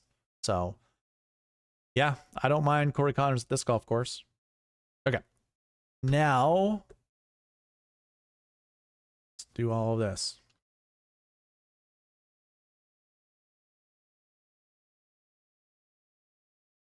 By the way, I did see optimizer requests. I will send those out right after the video, or if I can sneak them in, I will definitely do that.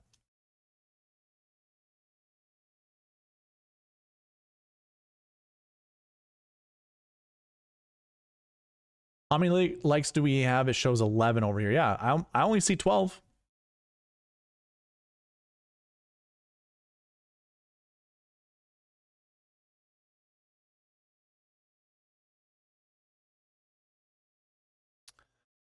Oh, Eric, my team up 3-1. Can I get a boom baby on stream, please? There you go. Who's your team? Did the Pacers go up 3-1? Or did they beat the Knicks? Is that what we're talking about?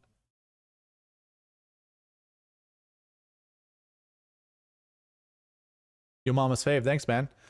I'm checking out your site definitely. I'm liking these tags. Pretty unique. Appreciate it. I get the sense like Wheels Up will come in here and instigate certain things, and then go to Byron's Discord and say he riled me up. You know, he'll go, oh, I got him again. I'm not being unique just to be unique. Like, these are actual takes that I truly believe in. Or that I truly think I know. So Not a shtick. Here, yo mama's fave. Here's my whole thought process. I started doing all the DFS stuff. I started streaming because I thought I could do it better than everyone else. Like, that's just the whole take. I want this to become more streamlined and more entertaining. Right now, you can see I'm doing still things through spreadsheets. Spreadsheets are slow. Spreadsheets are difficult to get to. If you didn't know, like, I like to do, like, we have a ton of things. So I want to do enough fun things throughout the stream to make it unique that way. But yeah, no, so production wise, I want to be better. But when it comes to just information, I'm not a, what would you call it? I'm not a game theory bro. I can't stand game theory conversations. I get it. We're playing against each other and determining, or what you do and what I do, if it's different, that's going to have the biggest variance, I guess, as to what our performance are going to be. If we're nearly the same, then it becomes difficult for you and I to like kind of push away from each other when it comes to how close we are when it comes to points. I am building lineups that are the best lineups that I can build based off of the SweetSpot process, based off of all of the historical data that I have seen. People don't talk about lead-in stats ever. Like, that bothers the hell out of me. People will say, oh, these are the most important stats heading into the tournament. We need to focus on these stats because this is what they look like. This is what they look at. I even heard this with Rick today. This is the best stat for this golf tournament. The most important stat is strokes gained tee to green. Well, just take a look at all the guys that won the tournament. Scotty Scheffler, Victor Hovland, Billy Horschel, Patrick Cantlay, John Rahm. What do they all have in common? They're really good tee to green. They're also just really fucking good at golf. They don't need to be good tee to green. They get the ball in the hole in the least amount of times possible because they're fucking good at golf. And yeah, sorry about the language if you're not someone who likes language. Anirban Lahiri. That came out of nowhere. Matt Kuchar, is he really that good tee to green? He's just good in general. He's good with putting. Kevin Kisner, is he really good tee to green? Like, this is what I'd rather people look at. Top 10 finishes. Who's inside the top 10? Figure that is Jason Duffner was always a ball striker. He was a bad putter. Leishman was always a strokes gained 4 golfer, which means negative off the tee and negative putting. He's just good around the green and he's good on approach. Like, you have to take everything into account unless you're a better. If you are a better, then yes, then look at this. This is all you need to look at. Just look at this and maybe look at right there. Victor Hovland won in 2023. He beat Denny in a playoff. What happens if Denny wins the tournament? Then what do we say? Do we say Denny McCarthy is a good ball striker? Because he's not really a good ball striker. He's a good putter. You know, like some of these other things, like Ryan Palmer and Matthew Fitzpatrick. Are they good ball strikers? I mean, yeah, Ryan Palmer was back in the day, but is Matthew Fitzpatrick a good? Like, he just gained distance recently, so he wasn't really that good off the tee. How is he up there? Mac Hughes wasn't that good off the tee. How is he up there? Kevin Na wasn't that great off the tee. How is he up inside the top 20 or inside the top 10? These are things you need to look at. I'm building lineups for DraftKings, for DFS. I want to find like the Andrew Putnams of the world, the Adam Shanks of the world. Seabez, Adam Hadwin, Denny McCarthy. These guys in 2022, they're, I mean, Billy Horschel's not that great of a ball striker. I mean, if there was he was always a strokes gained 4 golfer also. Like, there's always going to be 2, maybe 3 golfers that are going to be, you know, iffy with their, you know, tee to green stats. You're going to need those guys in your lineup more than you're going to need 6 ball strikers. Anyways, there we go. There's my tangent. And I didn't even have Wheels up, giving me shit. I did it my own. I did it on my own. Okay. We did all of the oh, Nathan Johnson, we got to add you, huh?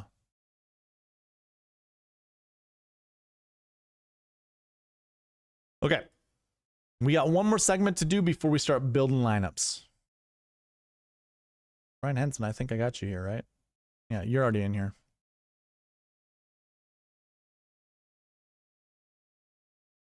Thank you for subbing, yo mamas.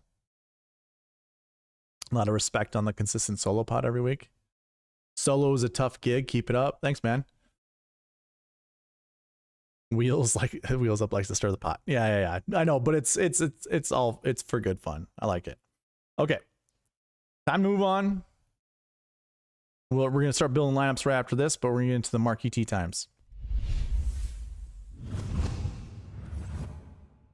You guys can follow along with me on the cheat sheet. Again, if you don't know where the cheat sheet is, go to SweetSpotDFS.com. You don't even have to have an account for this. Go to Fantasy Tools, drop down to the cheat sheet, and then scroll down to this cheat sheet. Click here, and it'll pop up a sheet that looks like this. It'll look more like this. But go to the bucket system tab on the bottom. Go into here. Oh, I'm sorry. No. Go to the dream sheet. I'm mixing things up. Go to the dream sheet and then put the filter on here. Filter's up on the top, kind of like right above where value is. Just depends on how zoomed in you are, I suppose. But that's all I'm going to do is go to this group rank, go A to Z, and these are the top 9 groups in the Memorial Tournament. Now, if you're completely new, like Yo Mama's fave, I go over this because, I mean, I reviewed this with the Charles Schwab Challenge. Normally, we see 2 to 4 golfers from the Marquee Tee Times inside the optimal lineup or inside the GPP winning lineup. And if not either of those, definitely in the sweet spot process or the sweet spot optimal, because I follow the sweet spot process to a T, 100%. And I build the best lineup following the rules that I put out every single week. So we want 2 to 4 lineup or golfers from the Marquee Tee Times. And then there's one other rule. We don't pair them up together. If they're in a line, if they're in a tee time together, we do not put golfers together in tee times, because oftentimes we see it doesn't work out. I could go to the Charles Schwab Challenge. This was last week's, and I mean, we did cover this. I still have this sorted by the Marquee Tee Times. So this was group 1: Scheffler, Riley, and Berger. Berger and Riley missed the cut, but Scheffler did not. If we look at some of these other guys, Tommy Fleetwood finished 4th. Nobody else in his group was good enough. Ricky Fowler finished 16th. Nobody else in his lineup was good, or in his Marquee Tee Time was good. Glover and whatever. But here we go. Here's a good one: McIntyre, Novak, and Batia. You could have put these 3 golfers in a lineup together, and you probably would have won money. But you're not winning a GPP. That's the whole point of all of this. Is to, like, we're trying to win a GPP. The tagline is aim small, miss small, because if we don't hit the optimal lineup, maybe we hit the GPP instead. And that's the whole premise of the channel. So JJ Spawn, he finished 6th. Woodland finished 11th. Again, you could put those guys together. Absolutely could have. And you would have won money, but you wouldn't have taken down a GPP. And then Stevens, Meisner, and we don't have to talk about that. But I'm only looking at the top 9 groups. So that's all we're doing here at the Memorial. So I'll go through the groups and then just keep this in mind.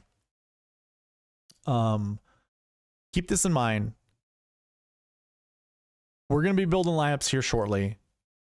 And whatever combination of golfers you like, let's anchor your lineups around those golfers. So the very first group is Scheffler and Sepp Straka, which AJ Love does not love. AJ Love does not love the fact that Sepp and Scheffler are together. You know what, though? You don't have to separate them if you don't want to. It's just, you'll, like, 90% of the time, it might even be even more now, 95% of the time, we do not see golfers paired up together in the optimal or in the sweet spot optimal. maybe you win a GPP with those two golfers in it, but you'd be on the 10% of the wrong side. But for group one is Scheffler and Straka. It would be Scheffler all day for me. And if I'm not playing Scheffler, here's a good reason to play Straka. JT and Cantlay. I probably would have paired those guys up together. Justin Thomas and Patrick Cantlay. Yeah. That to me is kind of a bummer. Because 10-1 and 9-5, that's easy to build lineups around. But also what's easy to build lineups around is if I was to go like Thomas and Colin Morikawa. So 10-1 to 9-9. Or even JT to Hideki. 10-1 to 9,000. So we got some pretty decent lineups kind of looking here. Xander and Jordan Spieth.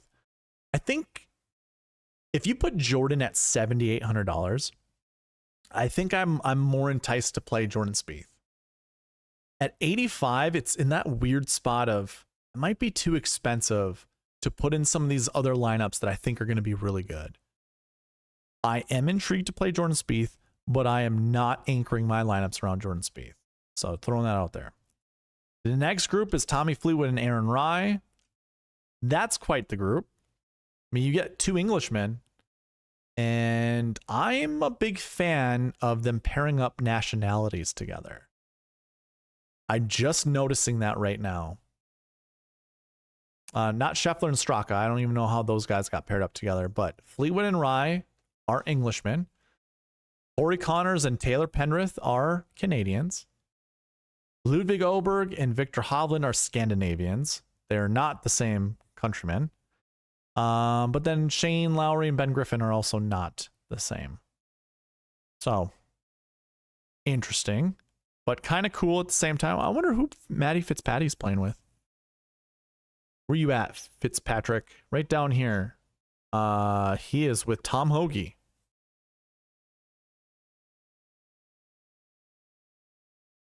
Interesting. Okay. So anyways, names that kind of jump out. Victor Hovland and Åberg. Those names definitely stand out. The optimizer loves Taylor Pendrith. And the fact that he's with Corey Connors means the optimizer won't be choosing Corey Connors that much. So when we start building lineups here, again, you guys just got to remember, do you want to play Taylor Pendrith or not? If not, tell me to kick him out. Just say no Pendrith. Give me your two golfers and then say no Pendrith. Don't give me your two golfers now. Don't do that now. But yeah. Yeah, okay. So, I mean, if I'm anchoring lineups, just first look here, I mean, it's hard for me not to go Scheffler. And I guess this kind of applies to what happened last week. I go back to last week and I take a look at the Charles Schwab Challenge. He's the only guy that was in the optimal lineup in the Marquee Tee Times. If he doesn't score 93.5 points, because that's 7 more points than Tommy Fleetwood did, and they finished in the same spot.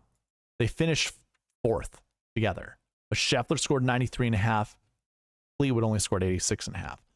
If he scores 90, if Fleetwood scores 93.5, I bet you anything, Fleetwood and anybody else from here? Probably just Bobby Mack, right? Maybe it's Fleetwood, Bobby Mack, and JJ Spawn would be in the optimal lineup. It might be something like that.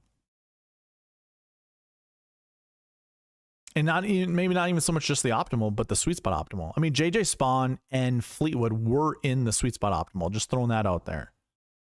But yeah, okay, no, I'm gonna stick to 2 to 4. I'm sticking to 2 to 4.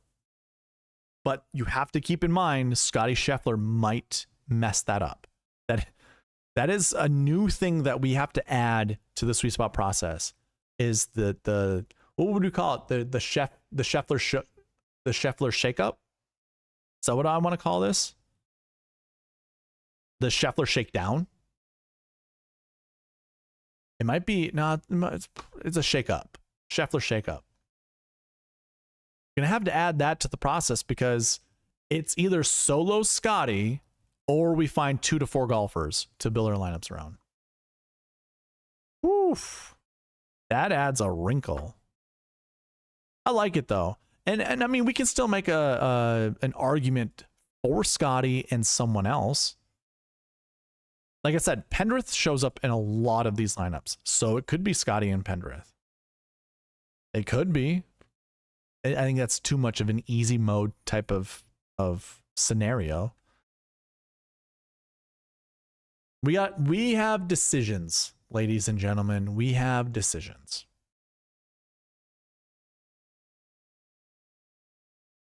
Okay. Here we go. We are going to start building lineups. I don't have anything else to add to this. So group 1, again, Scotty and Sepp Straka. Group 2 is JT and Cantlay. Group 3 is Colin Morikawa and Hideki Matsuyama. Group 4 is Xander and Spieth. Group 5 is Fleetwood and Rye. Group 6 is Connors and Pendrith. Group 7 is Oberg Hovland. Group 8 is Shane Lowry, Ben Griffin. Group 9 is Russell Henley and Keegan Bradley. So put in your anchor lineups. You can have somewhere, but you can have 2, you could have 3, you could have 4. We're going to build lineups using the SweetSpot DFS optimizer. Here, I'm gonna put this on the screen. I'm gonna look at all the people who requested the optimizer, and I'm gonna send those optimizer to you guys right now. And I actually have something else to add when it comes to building lineups. I'm still gonna keep this on here. I would just suggest you guys just screenshot it, take a look at it, and then we'll go from there. I'll put some music on.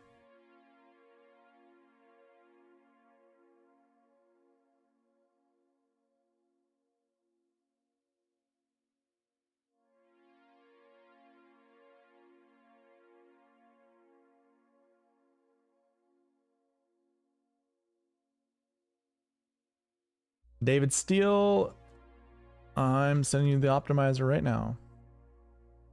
If you have questions while we're in chat, go ahead and leave them. Like if you got questions on how to use the optimizer, let me know. Oh my gosh, I wish I could make a, how can I change this, man? I don't want this to ever be.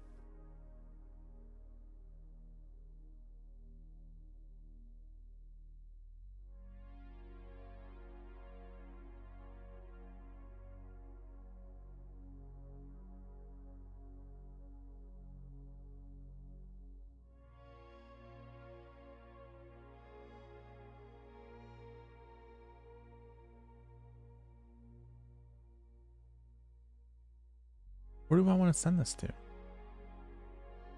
Ah, there we go.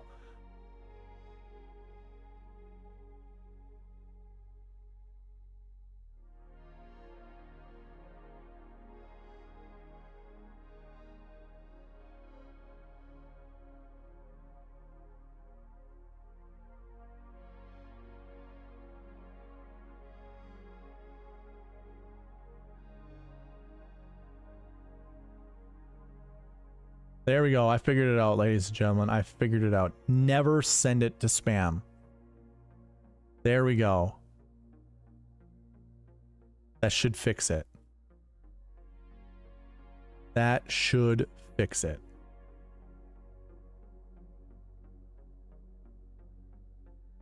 All right, Nathan. Don't mind the lack of subject and body. I'm just gonna send it to you. Maybe I will. Never mind. Just wait. Might as well.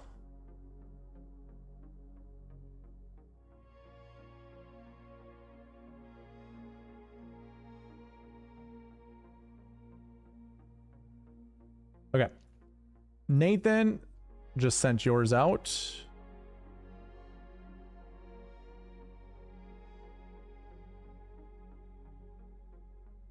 Not sure who. Oh, Dave sending yours out.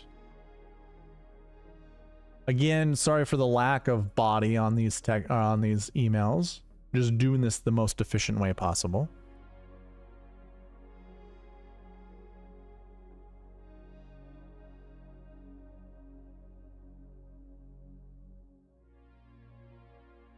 Bizzle, John Bizzle, there you go, man.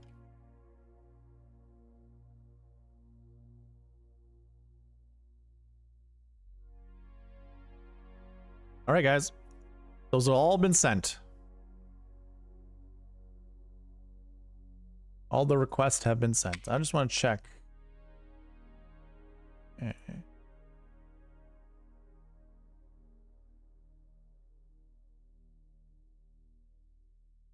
Okay.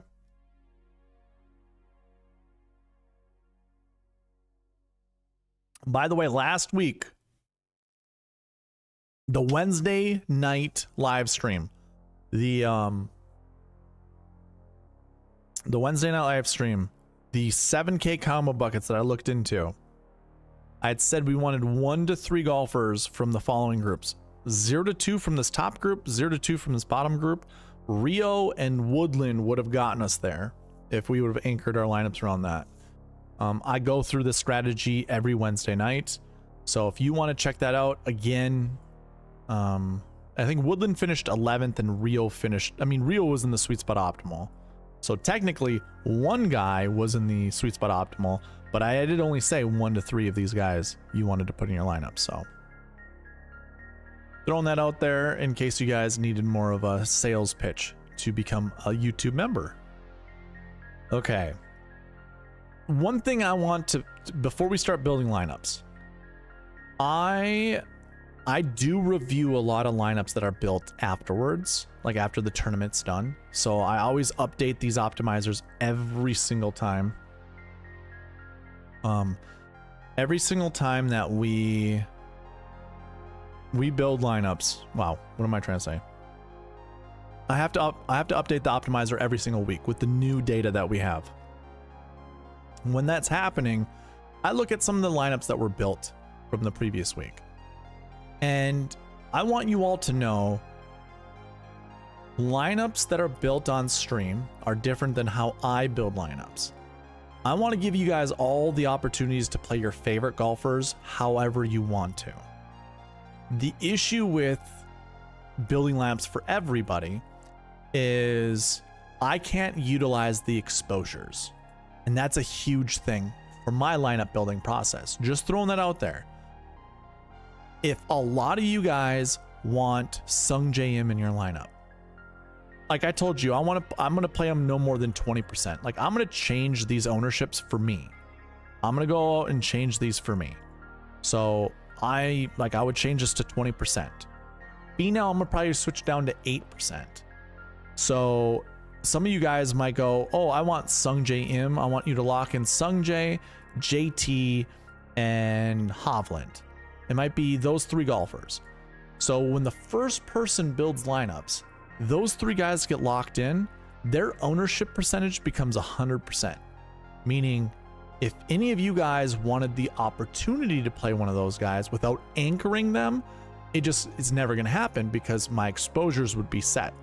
So what I have to do is change these to 100% in order to give you all access to the players. I actually need to update this. I didn't update this for the optimizer I sent you guys, so be on the lookout. You can actually copy what I'm doing right now. I'm just copying over this information over here, and I'm scrolling all the way over to the right and just pasting it where it's necessary. But I wanted to be transparent with you guys because I look at some of the lineups and there were some lineups that had Ben Griffin in them, but then they were with Mav McNeely. So if you were the guy that got Ben Griffin, you were building lineups around Ben Griffin. Unfortunately, Mav McNeely didn't. I think he missed the cut right last week. So it's like, well, that stinks. I mean, you probably were anchoring around Mav McNeely, and it wasn't all lineups had Ben Griffin in them, but there was a handful of Ben Griffin lineups that had someone who missed the cut. I think there was 1 or 2 lineups that had Mav McNeely and Tommy Fleetwood in it, but it just didn't work out. So I want to throw that out there to you guys, and I really don't know a more proper way to build lineups than just giving you guys 100% exposure maybe it's something I'll have to think about in the future, because there might be a way I can do this.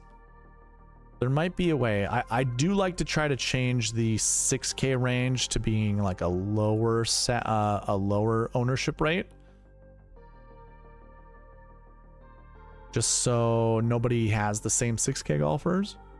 But yeah, anyways. Oh, whoa. Who's this? ChrisBeat2112. Hello, I'm a new subscriber to the channel. What do you think of Oberg's chances to win this week? What's going on, Chris? Nice to see you in the channel. Oberg's a stud. Like, simply put, Oberg is a stud. His price tag to me, you know, I said Jordan Spieth, I don't like him at 85. If he was 7,800, I'd probably want to play more Jordan Spieth. Oberg at 93 is exactly where Oberg should be. Oberg should, yeah, somewhere between 94 and 92 is where I think he should be, and that's actually, you know, obviously perfectly 93. If you're building one lineup and only one lineup, and you like Oberg, you could easily pair him up with Xander, JT, or Morikawa and have a dynamite lineup. Like, it's good. I don't mind it at all. I think what I'm gonna end up doing is I've already said this in the stream earlier, but 50% of my lineups are probably gonna have Scotty Scheffler in them. Normally what I like to do is, because 59 is such a, you know, a glorious number in golf, I put Scotty Scheffler's exposure rate to 59%. And if the like, sometimes the optimizer doesn't build 59, like it doesn't struggle. It's like, we hang out around the 48 to 51% mark. That's kind of what happened last week when I was building Scotty Scheffler lineups. Not every lineup I built wanted Scotty in it, but yeah, I'll do 50% Scotty, and then the other 50% is just going to be a mix and match. And I will have Oberg in, I imagine, 14% of my lineups, most likely. So I don't mind. Okay.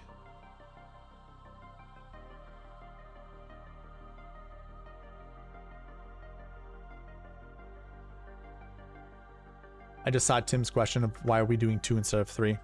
Yeah, they're only in tee times of 2 this week as opposed to 3. It depends on the groupings that week. That's right. Yep. It was a good question. All right. So Eric Carnivore, what's going on, man? Nice to see you. Can't remember if you were in the chat last week or not. Don't remember on the giveaway, but hey, nice to see you back. Scotty Fleetwood for me. That'll be interesting. I'm not sure how many Scotty Fleetwood lineups we can build, but we'll try. Okay, so what I like to do is put a timer on the screen, and I use, it's 3 minutes or 10 lineups. So here we go, Mr. Carnivore. Scotty and Tommy. This will be interesting. I am curious to see how this will work out.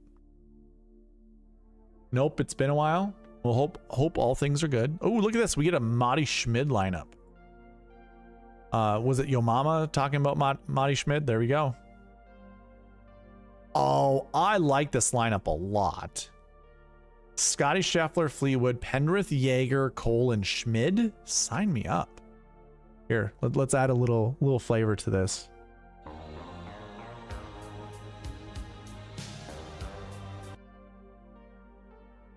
I actually, for the members only video last week, I came up with a new one. I'll do that here shortly. Scheffler, Fleetwood, Wyndham Clark, Brian Harman, Bud Cauley, and Adam Hadwin. That's a good lineup. These are really good so far.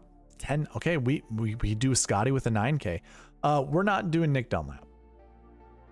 Nick Dunlap is kind of the new bucket hat. Peter Malnati. Friends don't let friends draft Nick Dunlap. Scheffler, Fleetwood, Scott, Adam Scott, that is. Brian Harman, Sam I like Sam Stevens a lot this week, by the way. Mathieu Pavon. And I don't mind Matthew Pavon this week either. Scheffler, Fleetwood, Norin. I like that. Novak, Fox, and Kuchar. There we go. I have a feeling it's going to break pretty soon. Yeah. I need to change this. Let's do 20%.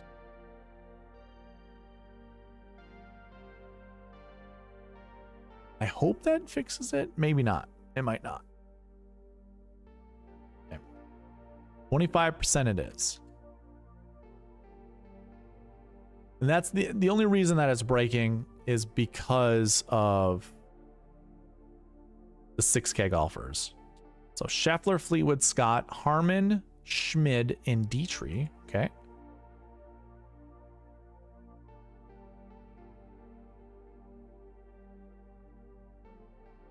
Scheffler, Fleetwood, Noren, Benny Ann, Sam Stevens, and Johnny Vegas. Okay.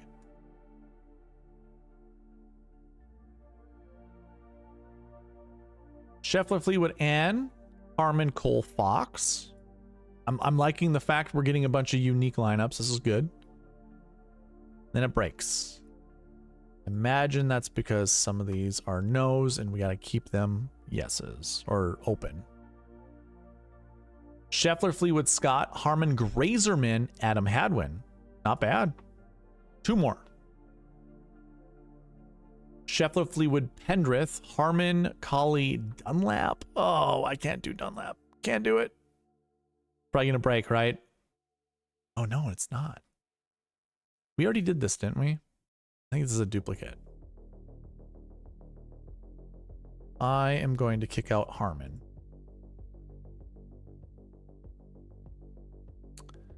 Yeah, we're only at 15 likes, 25 likes, and I'll give out 5 YouTube memberships. Scheffler, Fleetwood, Novak, Benny Ann, Sam Stevens, Nick Taylor. Ooh, I like that lineup. That's a solid one.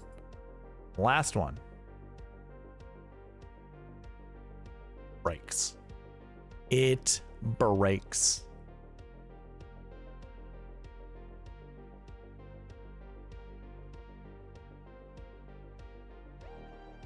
So it's telling me it probably wants Sam Stevens. That's my guess. Let's see if that's true.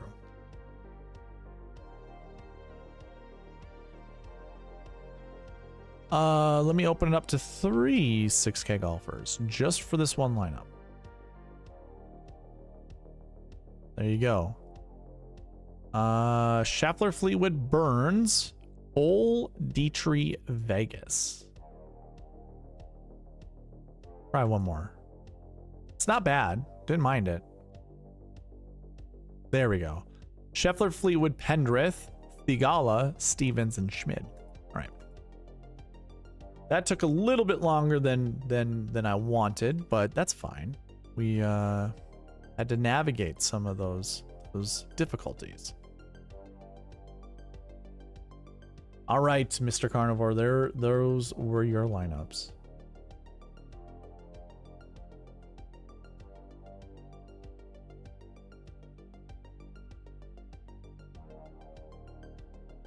AJ Love, I'm guessing that's Scotty and Ben Griffin. My guess. I actually like that. That'll build lineups pretty smooth.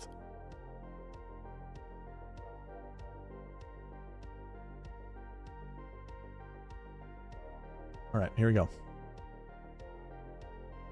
Timer is on for you, Mr. AJ Love. Scheffler, Im, Griffin, Pendrith, Colley, Grazerman. Love it. Here, you get. We're gonna go right here, right to one of these. Wait.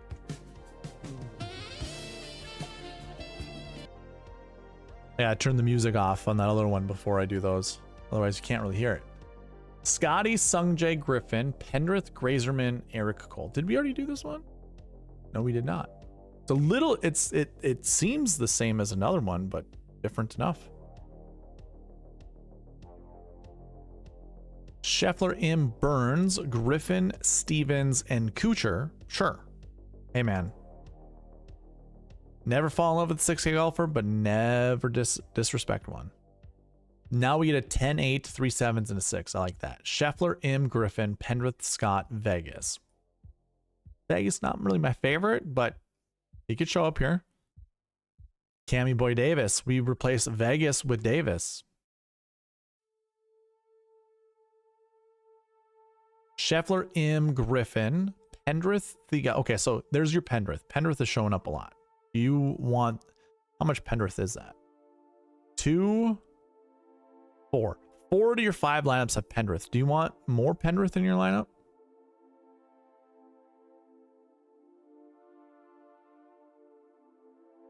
You know what? I'm going to make the executive call.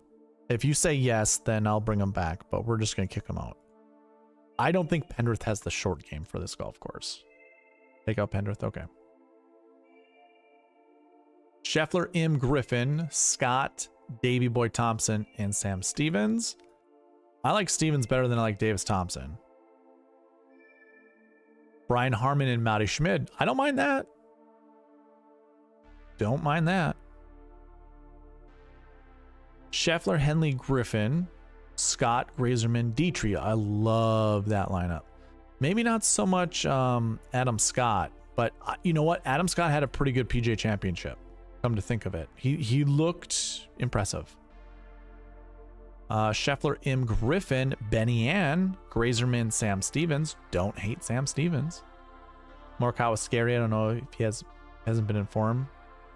Yeah, but he's also just like Ludwig. The question about Ludwig Oberg. He's talented, so it's hard not to play him. Scheffler, M, Griffin, Adam Scott, Rose, and Ryan Gerard. Okay. Hey, man, those weren't terrible lineups.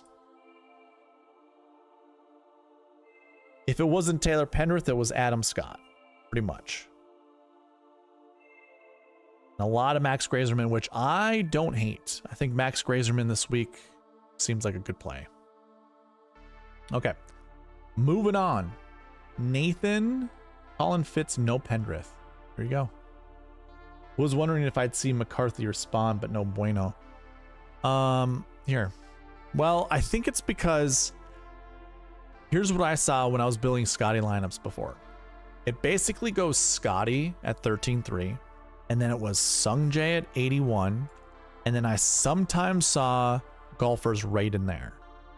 And then it would drop to golfers here, and then golfers here, and maybe sometimes golfers here. So that was the 6, like it would grab from 6 golfers from there. That's essentially what yours did. Like yours has a lot of Sung Jae in it, right? Yeah. It's like 9 instances of Sung Jae, and you didn't ask for Sung Jae. I forgot to even ask to take him out. But then there's Russell Henley that fits in there instead of Sung Jae. But that's kind of the most common build. And that's the other thing too. I did mention that. Make sure you tell me you don't like Sung Jae or Pendrith, or you don't want as much, and then we take them out. So Colin Fitz, no Pendrith. Okay. So here, this is something I remembered. Oh, it was Colin, Matty Fitzpatrick.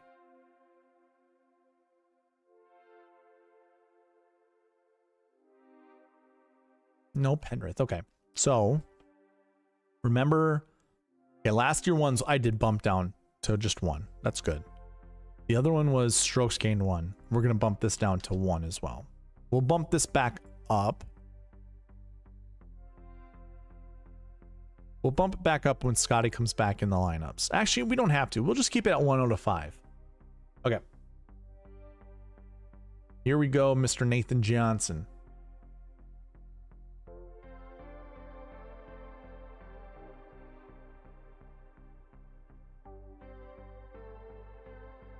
JT, Morikawa, Sung Jae, Fitzpatrick, Novak, Bud, Collie. I like that lineup quite a bit.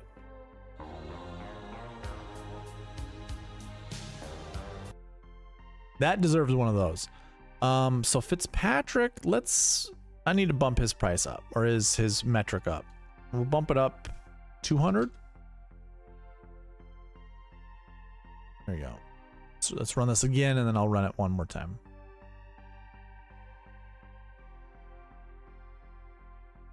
All right, we get Xander, Morikawa, Fitzpatrick, Griffin, Gerard, and Grazerman. I don't mind that.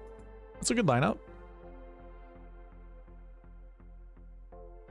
Morikawa, Fleetwood, Sung Jae, Fitzpatrick, Spawn, and Bud Collie. Here comes Sungjae.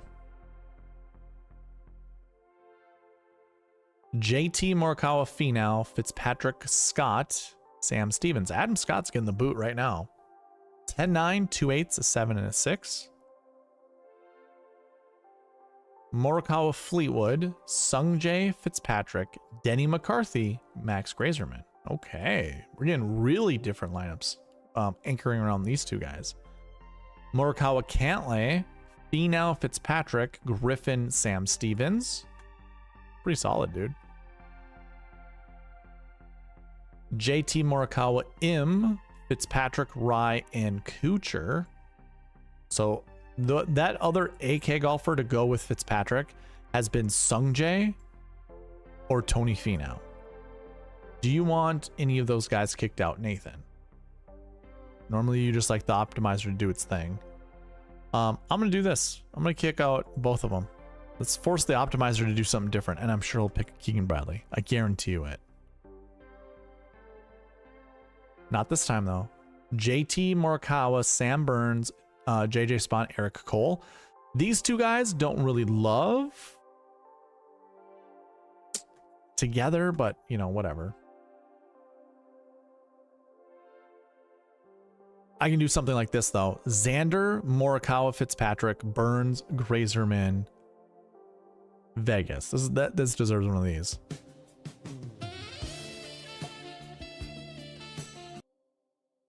Great lineup. Morikawa, Cantlay, Fitzpatrick, Burns, Rye, Sahith, Theegala. It is different. That's for certain. And I don't hate it. Let me build one more just to see what it looks like. Morikawa, Cantlay, Henley, Fitzpatrick, Burns, Davis. Ooh, I like that lineup. Okay. I'm going to replace that one with another one. I'm going to do it with the Matt Kuchar one. I'm going to delete that one, and now we're good. Those were your 10 lineups, Mr. Johnson. Okay. On to Phillips. Or Phillip, not Phillips. Philip. Fleetwood and Connors. All right. Also, be prepared for a lot of Sungjae and a lot of Taylor Pendrith.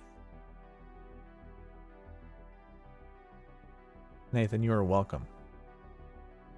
So, Philip, if you don't like Sungjae or Pendrith or probably Finau, let me know and we'll kick him out, or we'll kick them out eventually.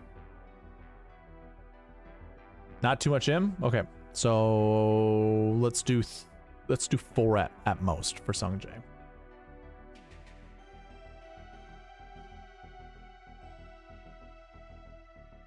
We get Fleetwood, Connors, Henley, Sungjae, Burns, and Bud Colley. Yeah, love Bud Colley this week. Thomas, Fleetwood, Connors, Burns, Sahith, Sam Stevens. Okay. No Sungjae in that one, but now that's 2 Burns lineups. Let me know if you don't want that much Sam Burns also. We get Sam Burns again. We get Thomas, Fleetwood, Connors, Burns, Scott, Vegas. I don't hate it, but again, a lot of Sam Burns. Not this one. Xander, Fleetwood, Connors, Clark, Grazerman, Sam Stevens. 10-9-9. Do I like 10-9-9 that much? I guess you kind of have to. If you're going to anchor around 2 9K golfers, yeah, that's fine. JT, Fleetwood, Connors, Burns, Gerard, Cole. Kick Vegas. Vegas was already kicked. You just got 1 Vegas. That was it. Fleetwood, Connors, Im, Bradley, Burns, Adam Scott. Okay. So that's a lot of Sam Burns so far. So there's 2, 3, 4. Was that every lineup? 1, 2, 3, 4, 5. All right, I'm just going to do the due diligence and kick Burns out. Then we got 1 more Sungjae lineup, and then I'll kick out Sungjae also. JT, Fleetwood, Connors, Sungjae, Davis. I'm not going to save that one. Kick Burns. Done. Thomas Fleetwood Connors, McCarthy, Gerard, and Grazerman. That's fine. Let's kick out Sungjae now. No more Sungjae. He wasn't even picked there, but I'm just kicking him out.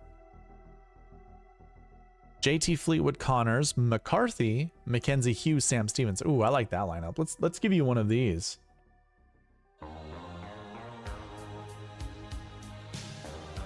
Good lineup. Let's see here. What's another one? JT Fleetwood Connors, McCarthy Rose, and Sam Stevens. Ooh, I like that one too. Kick Justin Thomas. Okay. Okay. I don't hate the call. I don't hate the call.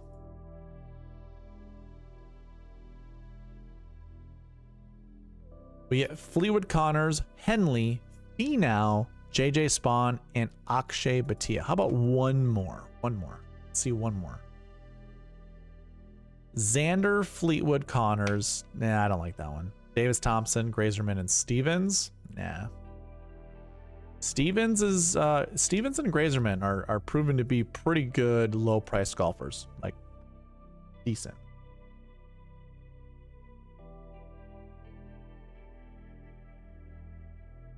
All right, those were lineups for Philip. Wheels up. He's got four golfers.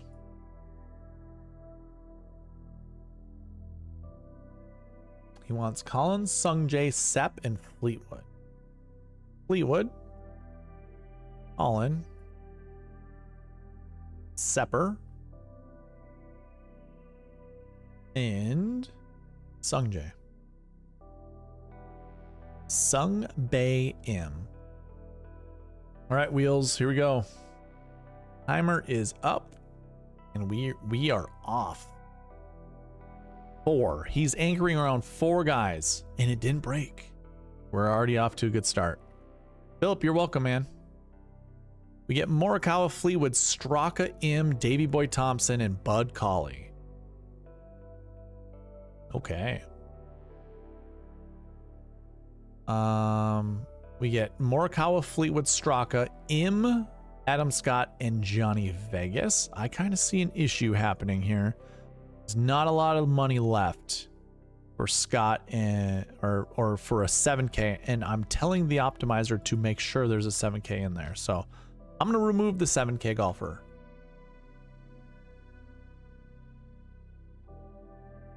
And there you go. You get Bud Colley and Grazerman, which is, I think, is solid. JJ Spawn and Kuchar. Oh my God. If you want that lineup, there you go. You can have it. I don't like it.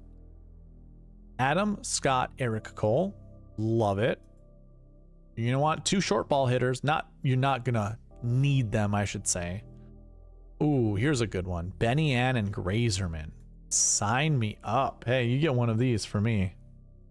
Whoa. Where are we at?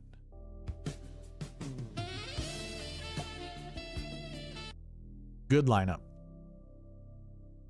Adam Scott, Cammy Boy Davis. Don't mind that one. Adam Scott, Jacob Bridgman. Is Taylor Penrith in one of these lineups? Is that why he's not being chosen? Group 6. I don't know why he's not picking it.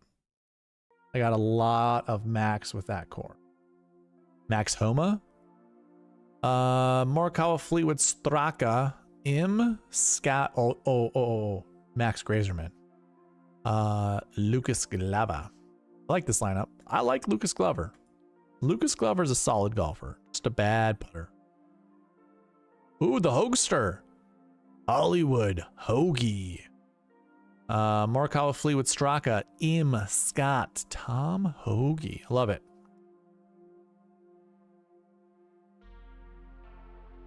And we replace Hoagie with Nick Taylor. I don't hate that. You know what? I'm digging Adam Scott this week. 7,200. That's exactly where you should always be, but at this event, it just feels different. And if you wanted something different, here's Austin Eckroat. I'm going to go ahead and delete that one. But those were your 10 lineups, man. Very tight core in all unique lineups. A lot of Adam Scott. A lot of Adam Scott. Here, let me do one without Adam Scott. Let me kick Adam Scott out and just see what it would look like. Let's bring back Bud. I want to see.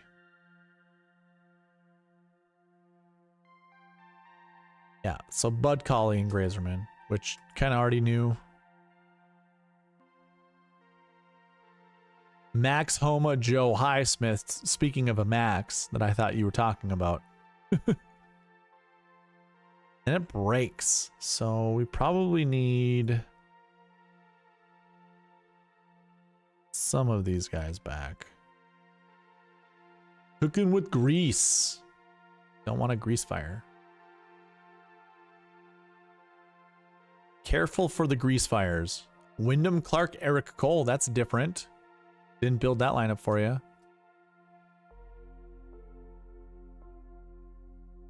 JJ Spawn Eckrout. Don't like that one.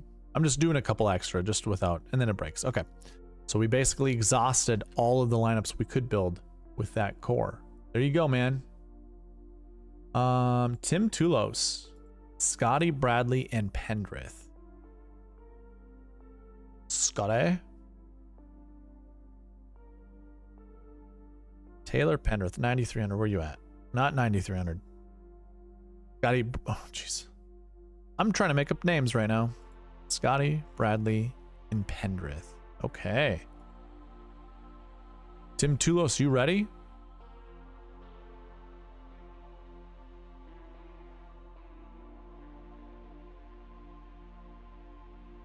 Tip throw. Jeez.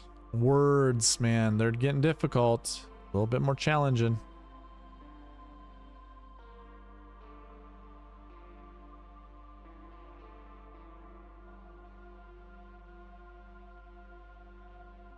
Time's up. Thanks, coach. You're welcome. All right. We're going to put that timer up right meow.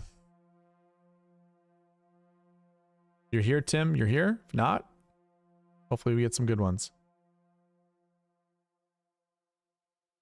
And we get Scott Scheffler, Keegan Bradley, Sam Burns, Taylor Pendrith, Bud Colley, Max Grazerman. Colley Grazerman is a combo that's happening quite a bit. Quite a bit. Scheffler in Bradley, Pendrith, Thigala, and Matti Schmid. Wow, okay. Scotty M. Bradley, Taylor Pendrith, Grazerman, Eric Cole. Okay. I don't hate that lineup. Gonna kick out Sung Jae pretty soon. Scheffler, Bradley, Burns, Pendrith, Thigala, Sam Stevens. Okay. Hey man, Thigala could actually be coming back. Might have a good week. Probably not, but maybe. One more Sung Jae lineup. I'm not saving this one with Kuchar. I'm just not doing it. Or Dunlap. Seabez and Vegas is our first Seabez lineup. Okay, that's fine. Sung Jae's getting the boot though. Bad Sung Jae. Bad.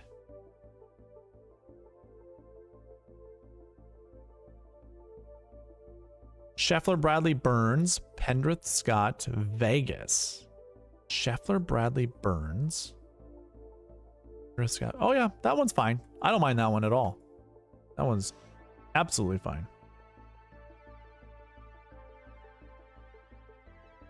Scheffler, Bradley, McCarthy, Pendrith, Grazerman, Sam Steve. Ooh, I like that lineup a lot. Okay, you deserve one of these. We're going to give everybody a song.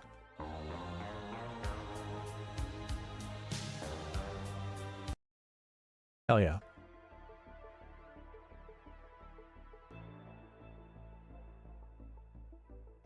Scheffler, Bradley, Burns, Pendrith, Adams, Scott, Cam Davis. 2 Aussies? Sure, why not? I got no issue with that. Scheffler, Bradley, Spawn, Pendrith, Scott, Cam Young. Wow, first Cam Young spotting. 10, 8, 3 7s, and a 6. Sign me up though. I like that lineup. I'm for it, man. All for it. Scheffler, Bradley, Rye, Pendrith, Scott, and Thomas D. I like this lineup too. This one's pretty solid. Okay. Those were 10 lineups for Mr. Tulos. Tim, those were good lineups. I like those. If you like Pendrith, it's a perfect combo with Scotty. Absolutely perfect. Okay. There's Tim. Wheels up. Joe Highsmith versus Brant Snedeker round 1 matchup on DK. Smash Highsmith at -150. Yes, absolutely perfect, dude. That is wonderful. No lie, my dummy lineup is Scotty, McCarthy, Griffin, Spawn, Collie, Grazerman, and look at the optimizer. Hey man, it's a sign. Okay. Trying to find my place.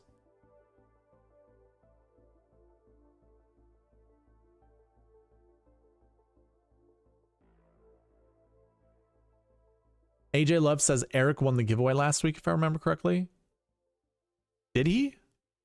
Yeah, I'm not saying he did or he didn't. Let's double check. Yeah, he was here for the PGA Championship, wasn't he?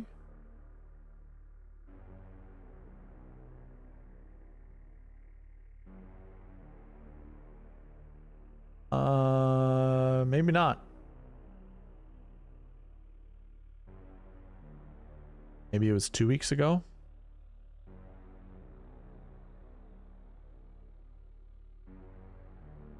No, it wasn't. I have no Eric Carnivore up there. Maybe he did, maybe he didn't. I'm not sure. I have to go back and look. Okay. Yo Mama's fave. You up or you here? You still here? You didn't get scared away and run? You gave me 1, 2, 3, 4, 5, 6. Oh, you gave me 6 golfers. You just want to see how that looks to the SweetSpot optimizer? We can do that. So you said Scheffler, Siwoo. Scheffler, Siwoo, Novak, Griffin. Novak is down here. Schmid and Collie. Okay. Let's see what this looks like on the optimizer. Where's Collie? Or not Collie, Schmid. Schmid. Yes, I'm here. Okay. All right, let's review this. So last year 1, that fits. It's perfect. We are 1 over last year's 6s. I don't know who that is. We can remove 1 at a time to see. Oh, you are piling on to the guys that played well last week. We want a max of 3 of those guys. You have 5 in your lineup so far. So we probably want to trim those down. And we have 0 course history 3s, but we have a bunch of guys who've never played here before or who have a missed cut average. We probably want to change that up too. Recent form 1, that's fine. Recent form 2, that's fine. But we don't have 1 recent form 3, and we want at least 1. Strokes gained 1, we have our max of 5, and then we have 1 strokes gained 2. That's good. So you definitely on the guys that are good. Okay, and we do have. Okay, so let's see. What should we take out? I think what I want to do, yeah, it's got to be one of these 3 guys. And you know what? I'm actually going to take out all 3 just to see if 1 or 2 of those guys of yours show up. And if they do, then it's worth it. Then it's meant to be. If not, then need to change some things around. Okay, so here's a replacement. Scheffler, Siwoo, Griffin, Pendrith, Grazerman, Dietrich. I'm just gonna save these just because. We'll see if any of these look good to you. Jaeger, Thigala, Stevens. I much rather have Jaeger than Thigala. Like that, you know what? I'll save it, but I'm gonna kick out Thigala.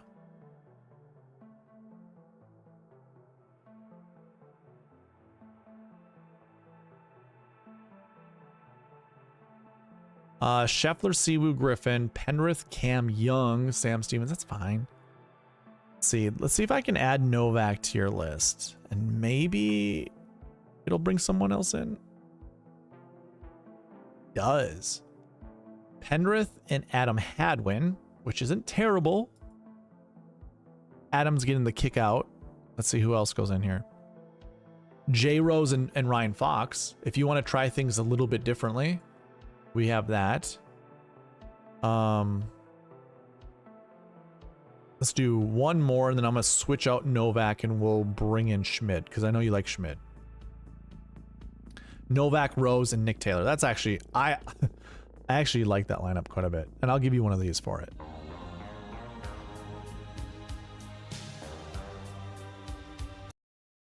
Pretty solid. Okay, so let's kick out Novak, and let's put in Mr. Schmid. Mr. Matty Schmid. So the reason I'm doing this, yo mamas, is that the 6 golfers that you gave me didn't all fit under the sweet spot process. So I just identified 3 of the guys that make it a little problematic, and we can anchor around one of them. I don't think it's going to let us do 2. So here's a similar lineup than what we've already built. We get Rose, Pendrith, and Schmid. Rose will get the boot, and we'll build a different, like a more unique lineup. And now we get Dietrich, which is fine. I'm going to kick out Pendrith. That's a lot of Pendrith. I don't truly care for that much. I mean, that's a lot of Pendrith. Okay. We might break the optimizer because we don't have as many options or choices, but maybe not. Ooh. All right. Scheffler, Kim, Griffin. All right. You get one of these, man.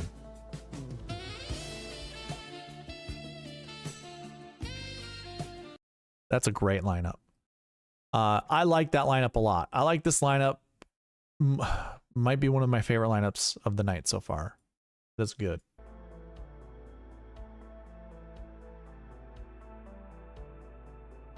And we replace Fox with Taylor, but let's try another one.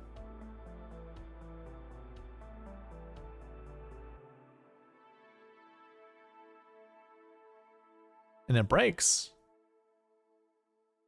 All right, let's kick out Schmid, and now we'll do Colley. Hopefully we get one really good one. No, we break it even more. Let's see. I bet you Dietrich. Let's bring these guys back just to see. We shall see. We do get a lineup with Jaeger, Holly, and Dietrich. Yeah, sign me up. That's a good lineup. There you go. We get another one of these. New guy gets all the new music. Okay. So that's kind of how I like to do it, you mamas, is just usually I ask for 2 to 4 golfers for people to build lineups around, and it's fine that you gave me 6. It's always fun to kind of theory craft around those golfers. So there you go. Ryan Henson, are you in the channel still? I didn't put a timer on that last one because I wasn't sure we're going to build enough lineups. Cantlay, Ryan, Morikawa.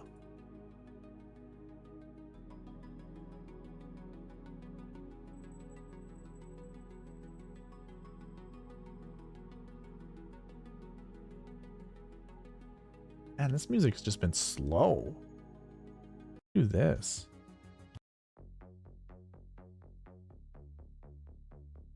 All right, Ryan, here we go. Pendrith, do you like Pendrith? Do you like Sung Jae? Those guys are going to show up. Just throwing that out there.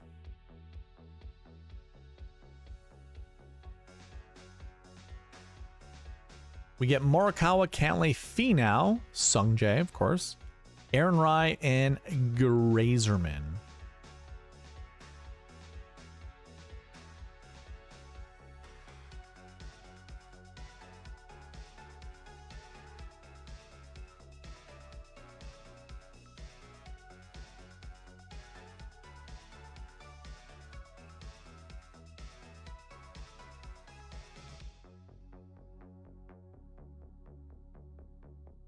Next lineup is Morikawa, Cantlay, Im, Burns, Rye, and Bud Colley. Ooh, I have a duplicate. Okay. You can cut Sungjae after 3 lineups. All right, sounds good. Morikawa, Cantlay, Sungjae, Burns, Rye, and Gerard. Oh. Save this twice so I can create a little gap. That makes sense.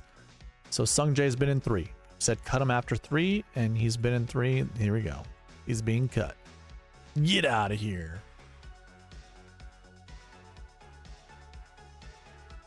Morikawa, Cantlay, Finau, Rye, Spawn, and Pendrith. That's not bad.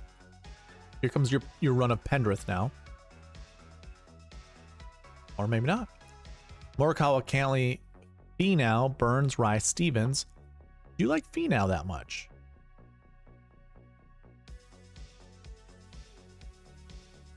Or Burns. Morikawa, Cantlay, Burns, Griffin, Rye, Thigala.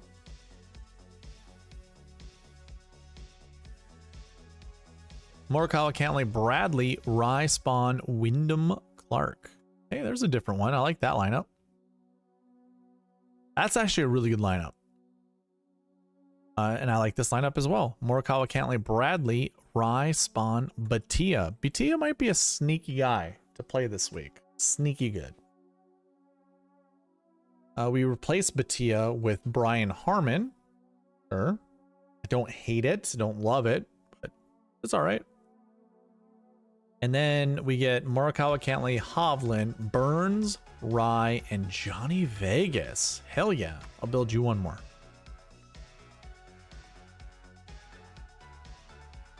There we go. Look at that. Okay, the optimizer's doing better things here. I really like that lineup. You know what?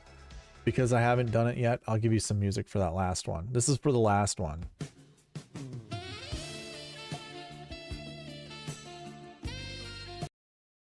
And the one I'm talking about, this one right here. Could have been the other one, but I like this one. I'm actually going to replace the Harmon and JJ Spawn one. I'm not a huge fan of JJ Spawn. I can't play JJ Spawn that much. All right, Ryan, there are your lineups. Mr. Carnivore, I didn't see you say thanks, Eric, but you're welcome. Thank you. Johnny Two Bets, are you in the chat? Johnny Two Bets, Scotty Colley, plus 1 to 3 of Novak, Stevens, Max, Grazerman. Okay. Scotty and Colley. Scotty and Colley. All right. So here's what we're going to do. Do I have this saved over to the side? No, I can just copy it. You know what? We'll do this.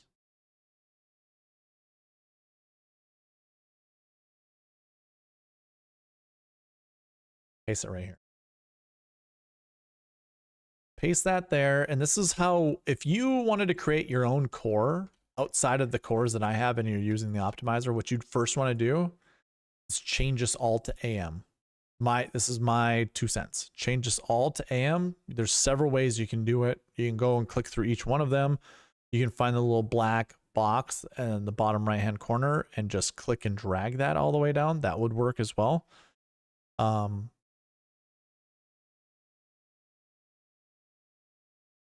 Here is what I would do. So he has 3 golfers that he wants at least one of. So it's Novak, Stevens, and Max Grazerman. So we would go down to where Novak is. So Novak's right here. We change him to a PM golfer. And then he said Grazerman. We'll change him to a PM golfer as well. Who else? Sam Stevens, 6,600, right? Change him to a PM. All right, so Johnny Two Bets.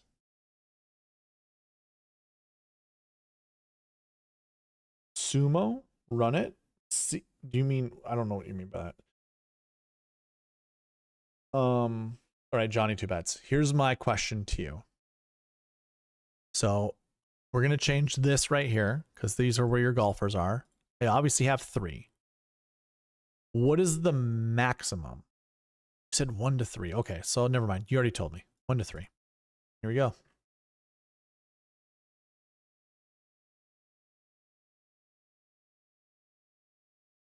Timers on the board.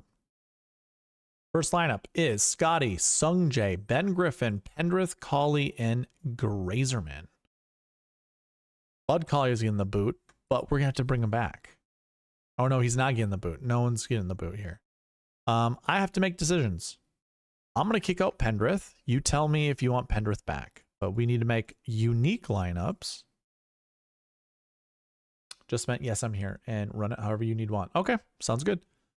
Scheffler, Sungjae, Bradley, Wyndham Clark, Bud Colley, Sam Stevens. Now I'm going to kick out Sungjae. These are things you can do too with the optimizer. You can manually kick people out like I'm doing right now. Scotty, Bradley, Burns, Batia, Colley, Grazerman. Love it. There's no Novak showing up so far. I am going to kick out Keegan Bradley.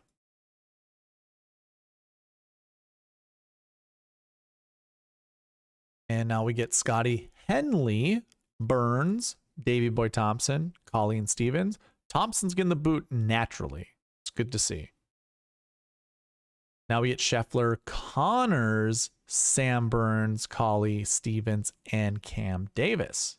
Love it. Davis is getting the boot.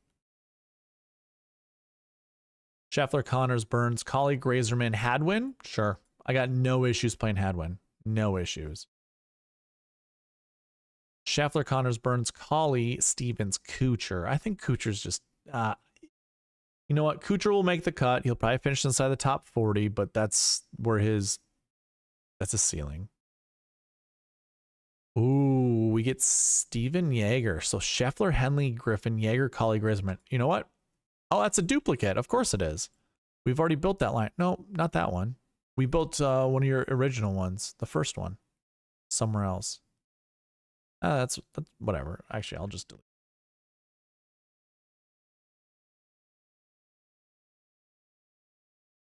What's going on? Oh, the music has stopped. I didn't even know that. I did, but I didn't. Scheffler, Lowry, Burns, Colley, Grazerman, Tom Hoagie. Okay, sign me up, man. Love it. Scheffler, Henley, Burns, Fowler, Ollie, and Sam Stevens. All right, let's I'm gonna kick out. You wanted Bud Colley, and Bud Colley's only showing up with Sam Stevens or Grazerman. How about we just lock in Novak and then see what it does?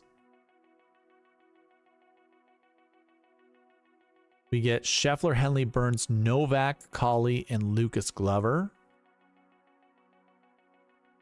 And last one, Chris Kirk. Ugh.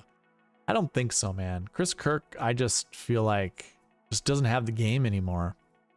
This one's fine. Scheffler, Henley, Burns, Novak, Colley, Nick Taylor. Yeah, sign me up. I don't mind Nick Taylor.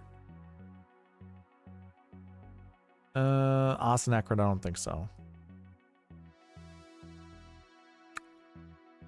Hey, I'm down for this one. Scheffler, Connors, Novak, Harmon, Colley, Dietrich. Yeah, sign me up, dude. There we go. Another one of these. You get a song.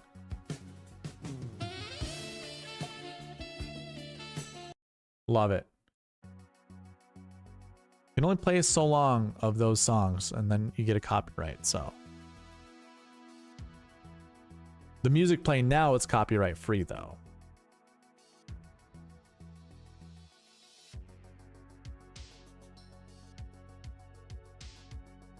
Okay.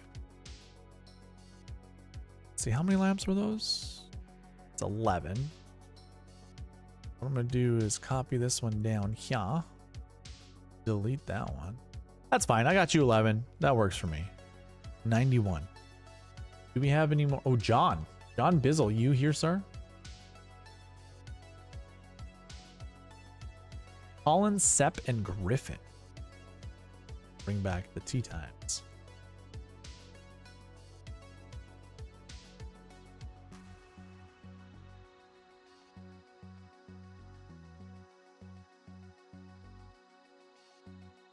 Colin, Sepp, and Griff.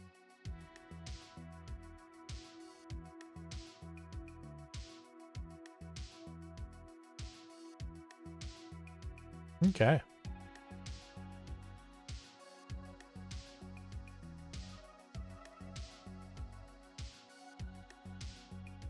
All right, John, here we go.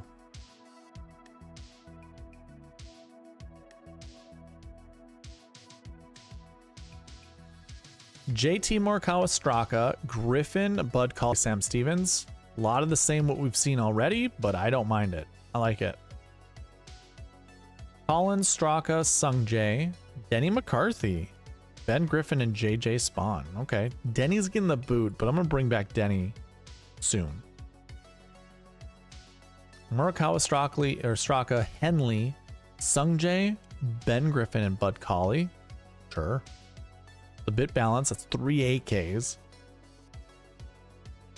Another 3 AK lineup. Morikawa, Straka, Finau, M, Griffin, Scott.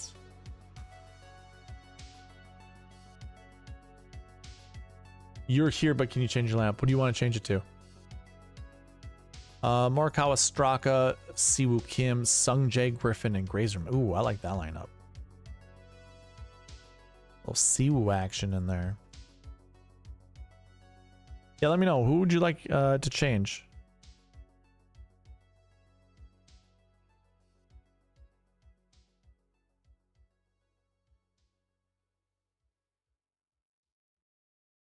Scotty and Burns? Okay. We're going to pivot. We go Scotty. Im. Burns.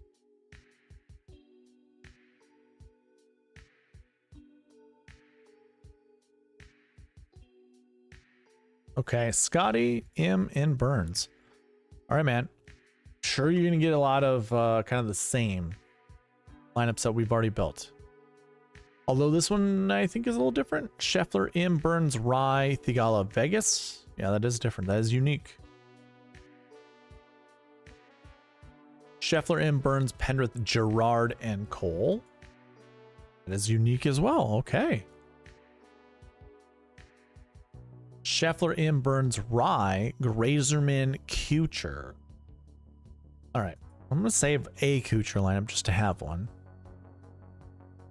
Scheffler, Im, Burns, Pendrith, Thigala, Cammy Boy Davis. All right. Oh, let's kick out Pendrith. Too much Pendrith already.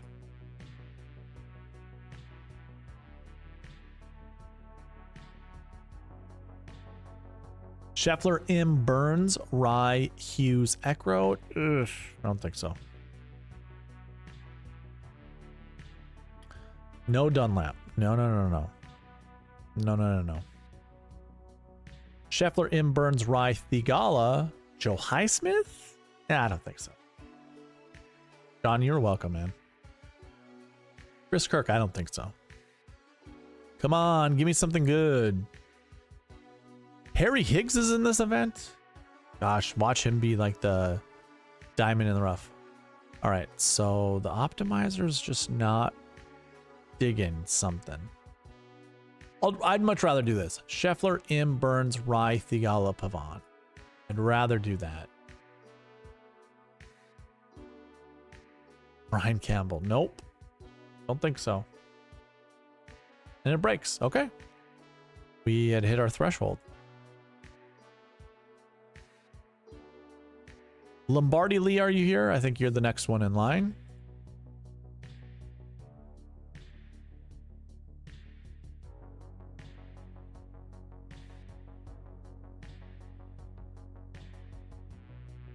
Okay. Xander, Denny, and Matty Fitzpatrick. Some more. Okay. There have been now 3 people who've requested Fitzpatrick. What are you guys seeing and where did you see it? Denny McCarthy.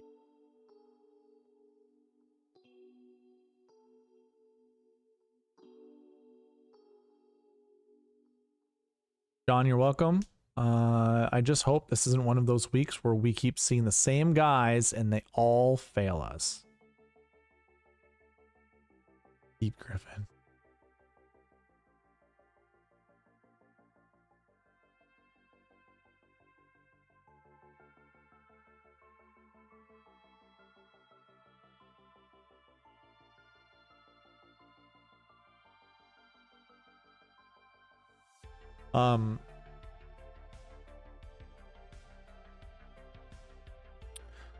So John, I could only build you 5 lineups with the core that you gave me, and then the other core that you gave me, I built 5 lineups. So got you your 10 that way.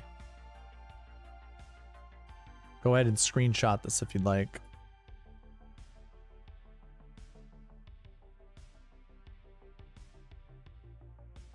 Okay, Lombardi. Sounds good. Here we go. Xander, Morikawa, Fitzpatrick, McCarthy, Grazerman, Stevens. Yeah, of course we're gonna see Grazerman, Stevens. They seem like the beautiful or the great combo in the 6K range. Schauffele, Henley, Im, Fitzpatrick, McCarthy, and Grazerman. Okay, how much Sungjae do you want? I'm just gonna go ahead and kick him out right now. Not even gonna wait. Xander, JT, Fitzpatrick, McCarthy, Thigala, and Johnny Vegas. That one's fine. Xander, Cantley, Fitzpatrick, McCarthy, Thompson, and Grazerman. That one's fine as well. Schauffele, Henley, Fitzpatrick, McCarthy, Burns, and Grazerman. That one's probably the most unique lineup tonight. I like it. 2 10Ks. I'm for this. Schauffele, Thomas, Fitzpatrick, McCarthy, Gerard, and Matty Schmid. I like that lineup. Schauffele, Fitzpatrick, Bradley, McCarthy, Burns, and Taylor Pendrith. There we go. There's some Pendrith love. Took a while. Xander, Henley, Fitzpatrick, McCarthy, Burns, Grazerman. I'm going to take Burns out. And I'm going to take Pendrith out too. Give me something unique.